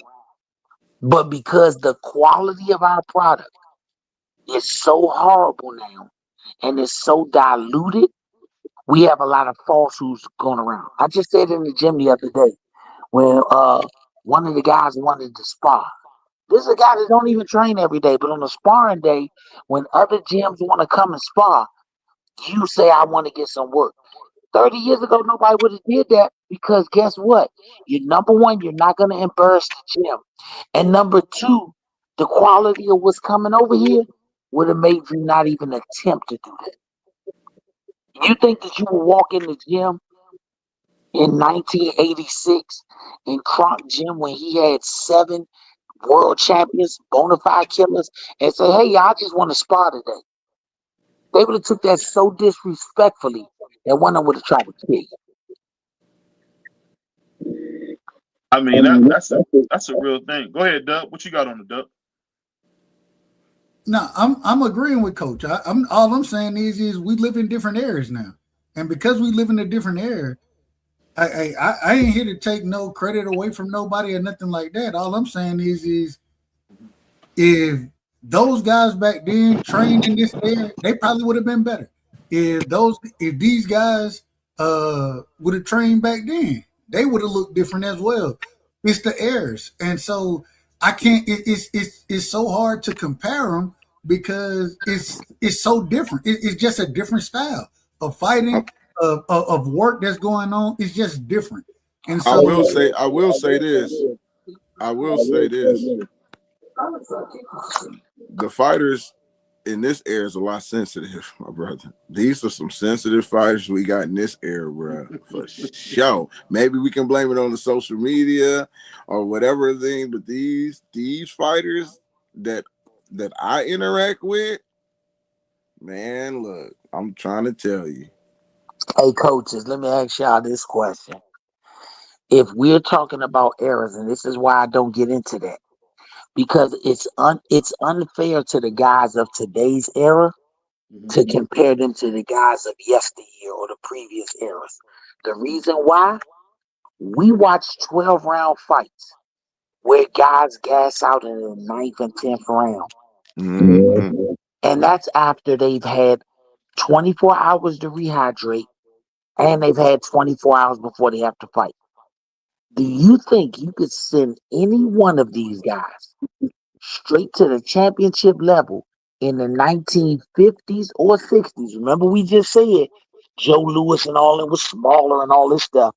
But do you think you could have sent any of them to the 1950s or 60s and had them weigh in on the same day and fight the same day outside at an outdoor venue like Yankee Stadium, and they would not get knocked out by the 8th round? Because that's what was going on in the 1950s and 60s and the 70s. Remember, No climate control.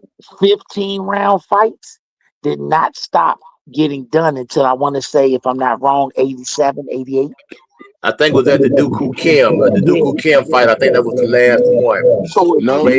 That was 82. He was right. They did it 5 years after, but they used. I just talked to Ray Boo Mancini the other day. He said that it was 5 years after his fight, and they did it more because of television rights. TV sponsors and stuff like that, getting TV deals. So it was 5 years after Ray Boo Mancini. Ask this question then. Thank y'all for bringing that up.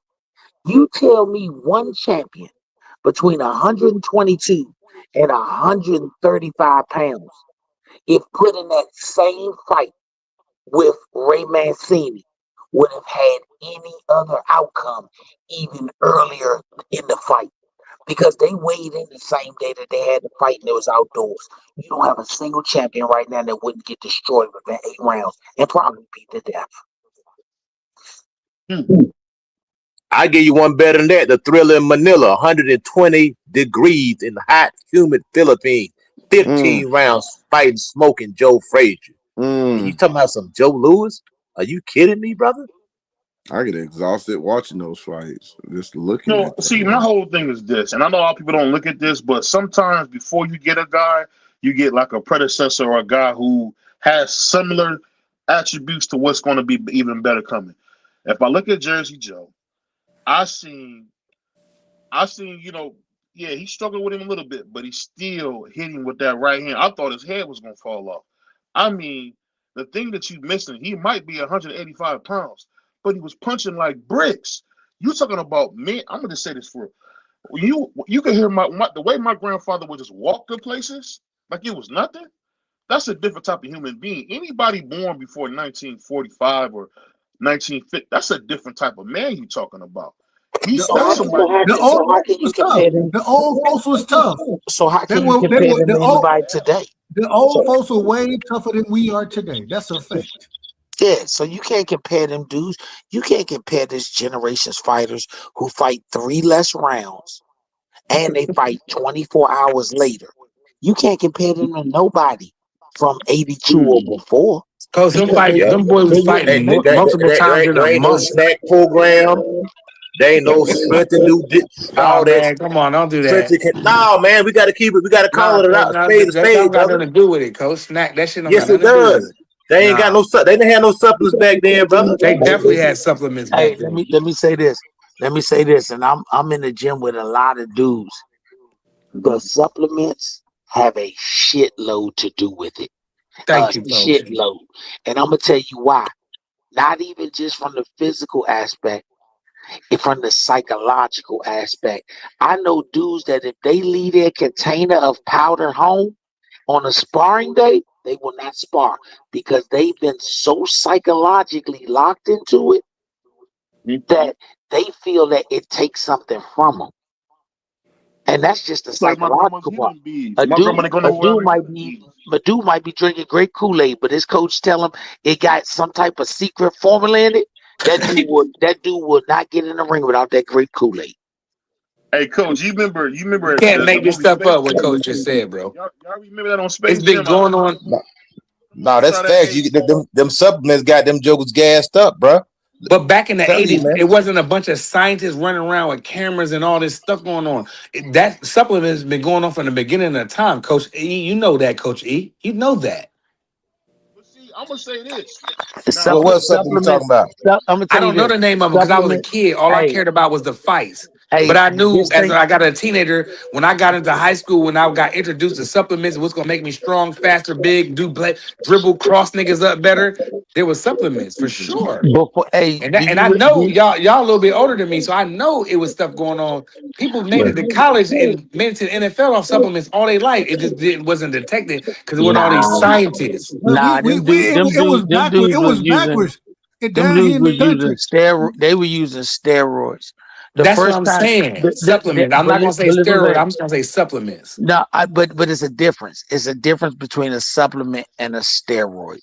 The steroid yeah. epidemic was so big in the 70s. If you go watch the Arnold, Cause of Russia, if USSR, you, they were heavily using steroids, man. yeah, if you go watch Steroids are the illegal. Arnold That's why. Schwarzenegger, Yeah. if you go watch the Arnold Schwarzenegger documentary, Arnold Schwarzenegger said when he first got to the pro level that guys were respectable size. It was 2 or 3 years later when the steroids took over that guys just became super size.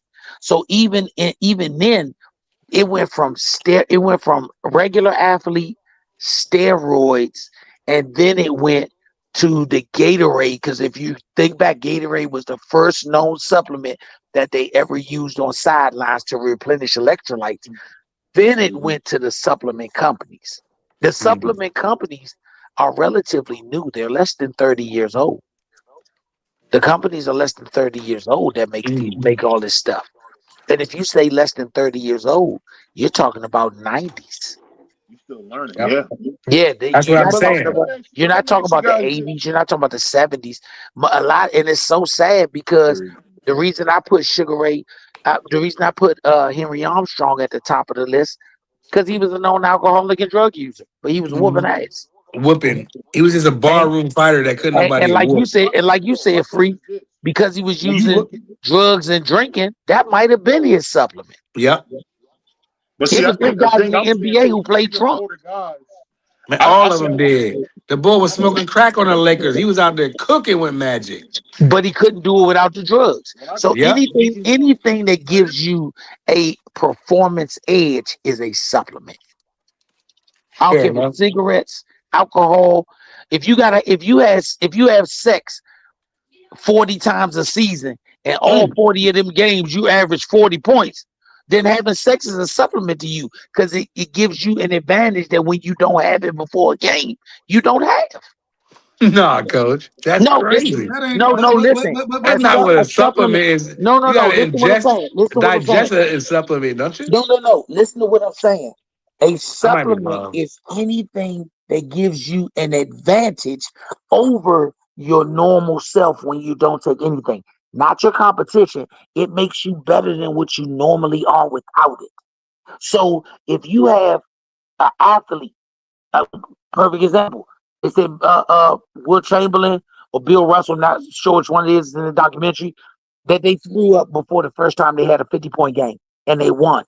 The coach would make him throw up before every game because he thought that was an advantage. Anything that you do, you can have a psychologist that's your personal psychologist.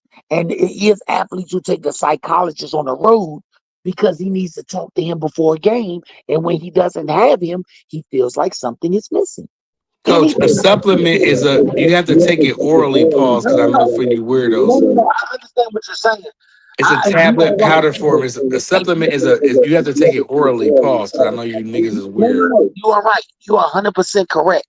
But what I'm saying is every time somebody uses something that gives them an advantage over who they normally are, it's something added. I'm not saying it's illegal. I'm not saying you're not right. I'm saying you're 100% right. But when you think back about all these guys now who can't do 12 rounds, who have to weigh in the night before, and then they have to have the 28 to 30 hours before they walk in the ring if they're a main event. How can you say any of them can beat a guy from the 50s, 60s, or 70s when they were going 15 rounds and they had to weigh Yeah. in the same day they I just fought? think the skills, I think the foot movement and the moves, like, cause like for instance, coach, back in the NBA, like back in like, okay, let's use Michael Jordan, because we all love Jordan, right?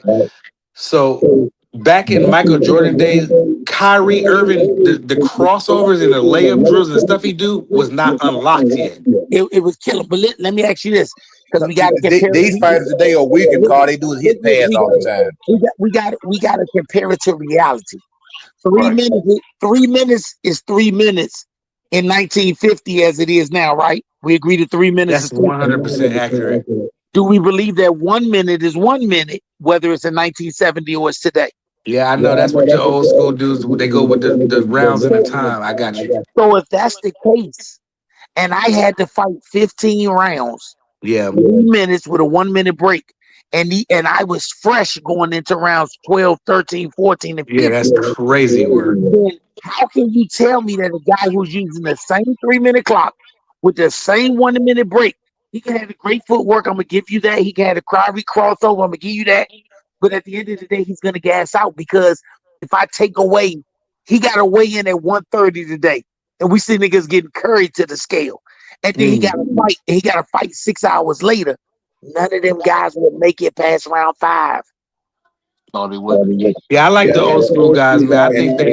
I think they better. Like, if you throw a prime Oscar De La Hoya in the welterweight division right now, I think he would be crazy. Or a prime Mosley or Mayweather or something like Well, that. Oscar anywhere he beating niggas. I think like you throw an Andre Ward, a Lennox Lewis. You had better trainers back then too, man. And Right the now, trainers with Mayo you got a bunch Stewart, of mid RIP. men right now. Man, Man, I could be a trainer, coach. All I got to do is go get a whistle and a towel and get a kid to believe in me. I can tell a nigga he can box. I don't care who they are. If they were pros, if they were pros after 1988, I'm gonna give it 1988, when 15 rounds went away, and you got next day fights, and you could not survive 12 rounds without being completely exhausted in round 12. You can't beat a single motherfucker from the 50s, 60s, 70s, or 80s. Not one.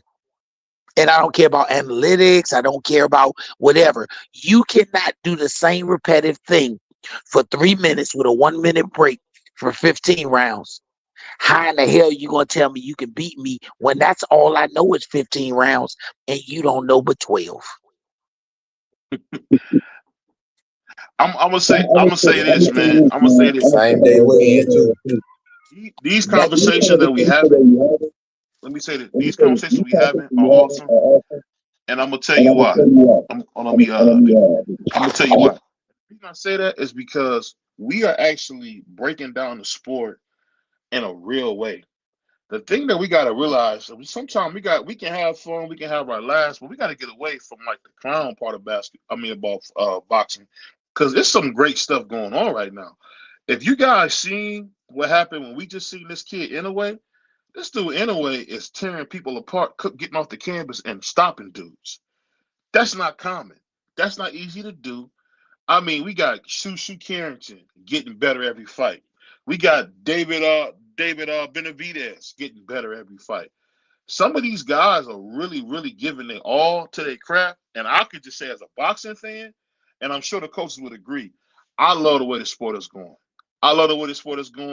I'm excited. I'm encouraged, because you really see one of my favorite sport getting better. And I want to ask everybody 2 more questions, then we'll let everybody get out of here. I'm going to ask you guys simply this. Did you guys expect boxing to have so many players in it like we see now? Or do you guys still feel that the NFL and basketball has taken some of our best athletes from boxing? What would you guys say? Only in the heavyweight division.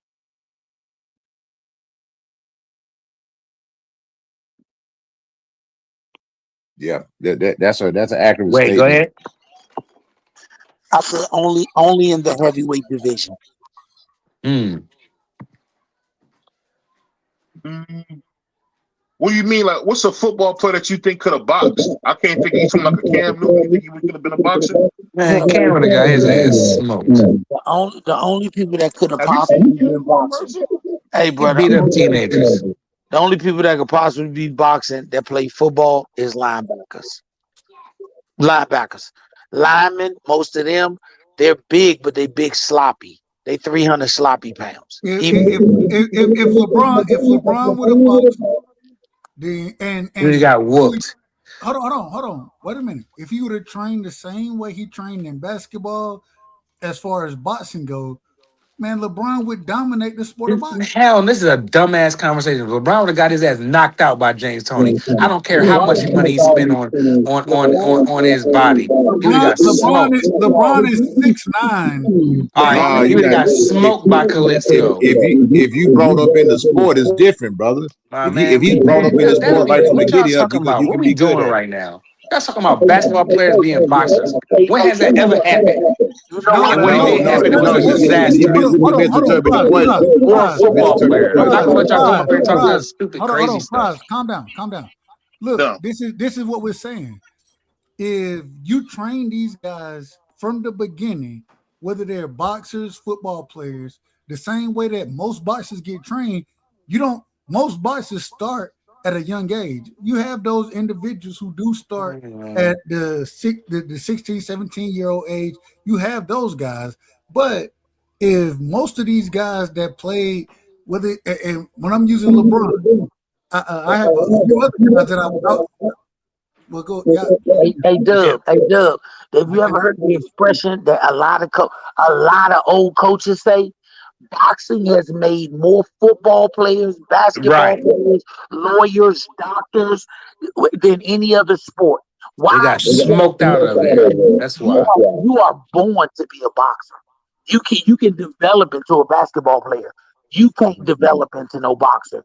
I ain't talking about the great boxer. I'm talking about having the fighting spirit. You can have two twin boys, and only one of them has the spirit of a fighter.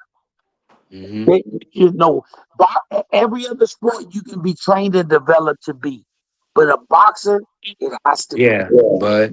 And the cardio different, like Bud just said. The cardio in boxing is way different to me. And I know they probably do, I don't know who run more, boxers or basketball players, because basketball is built off just running.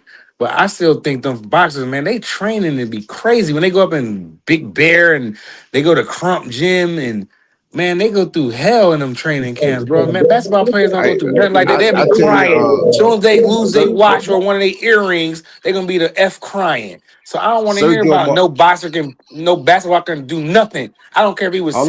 I don't care. He gonna get smoked. Sergio Martinez was a soccer player and a cyclist. Man, y'all said basketball. No, that's even worse. Soccer and ran. That dude rode bikes and played soccer, and he became a pretty doggone good fighter, man. He was a professional soccer player. No. I hate what people say about Sergio Moore. When you check into Sergio Moore's background, the first sport he did as a little child, was that before they called it mixed martial arts, it was whatever that jiu-jitsu was. I'm talking about Martinez, not Moore. Martinez. That's what I'm talking about. My bad, Sergio Martinez. He did combat sports, even though it was like jiu-jitsu and all of that, and then he got into the other stuff. So he had some sort of combat background. Coach B, it's not like did the nigga go pro? He went pro? Sergio? I rock with Sergio. Yeah, he was the world champion, man. They were talking about him fighting freaking Floyd. That's the dude that knocked out Paul Williams. I know who he is as a boxer. I'm talking about as a soccer player. Did he go pro? Or he's in a G League with Bronny? Like, I don't want to hear that. He went up. He wasn't playing with what's the boy name? The soccer player boy. He wasn't playing with what's the boy? I don't even know them boys that LeBron loved. He wasn't a pro on the level that you're thinking of. Exactly. No. He probably played at a high level. He probably had some foot skills and some, he could probably dribble the soccer ball really well. But the nigga didn't play in the Major League Soccer League, MLS. Let me say this. I've seen the video of Chubby Carmelo when he was kind of fat. lived 225 about 18, 19 times. And So Wilder would have knocked his head off. did you hear what I just said? I said Wilder 225. jumped off a beer truck. He didn't grow up boxing. Wilder And was he a was knocking basketball heads player, off. man.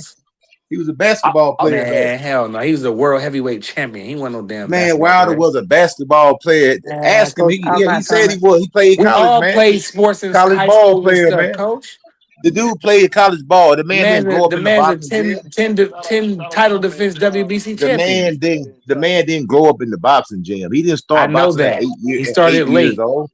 But what did he end up being? He didn't end up dunking on Amina Thompson or LeBron or Ben Wallace back in the day or nothing like that. The nigga was knocking heads off. Let me do this, man. Shout out to my man Coach Eddie. Shout out to my man Pop, one of the most evil men in boxing talk history. Shout out to, my favorite late night host, man, the Black David Letterman. My guy Dub Right Side, my brother Puerto Rican Prince D Free. Shout out my man Coach Eddie. Appreciate Coach Eddie hanging out with the brothers. Usually he don't come hang out with the brothers. I appreciate it. I'm glad to see Coach Eddie this late. As my man Richie Rich say, I hope to have you back. Yeah, for sure. And definitely shout out to my brother Bernard, my guy, man, one of my closest friends in real Brother life. Bernard. But before we get out of here, Coach, I want to ask you this, man. You ready? Yeah, which one? You talking about Coach Bernard. Okay. Coach Bernard. Not you, Coach Bernard. So let me ask you this. Now, I got to ask you this one question before you go. What does it mean when they say you can't play boxing? Before we get out of here, give us that definition. It means that everything you do has consequences. And the consequences of boxing is more severe than the consequences of any other sport. So you can play other sports. You can't play boxing. You can take a basketball player and he's in the NBA for 20 years. He can get out of the NBA and say, hey, I'm going to play in a 50 and over league. But you've never seen a boxer box for 20 years and then retire and say, hey, I'm going to box in a 50 and over league, because you can't play this sport. Every other sport is called we can play. But boxing, you never heard a person say we can play boxing, but we can play football, we can play basketball, you can't play boxing. On that note, man, shout out to Coach, man. Shout out to my man Coach. Shout out to everybody that support the channel. We want to grow, so keep supporting the channel. If you watch this on playback, man, remember to keep God first, man, and keep the squares out your circle. Like, comment, subscribe, and as I always say, I'll see you real soon, y'all. Peace.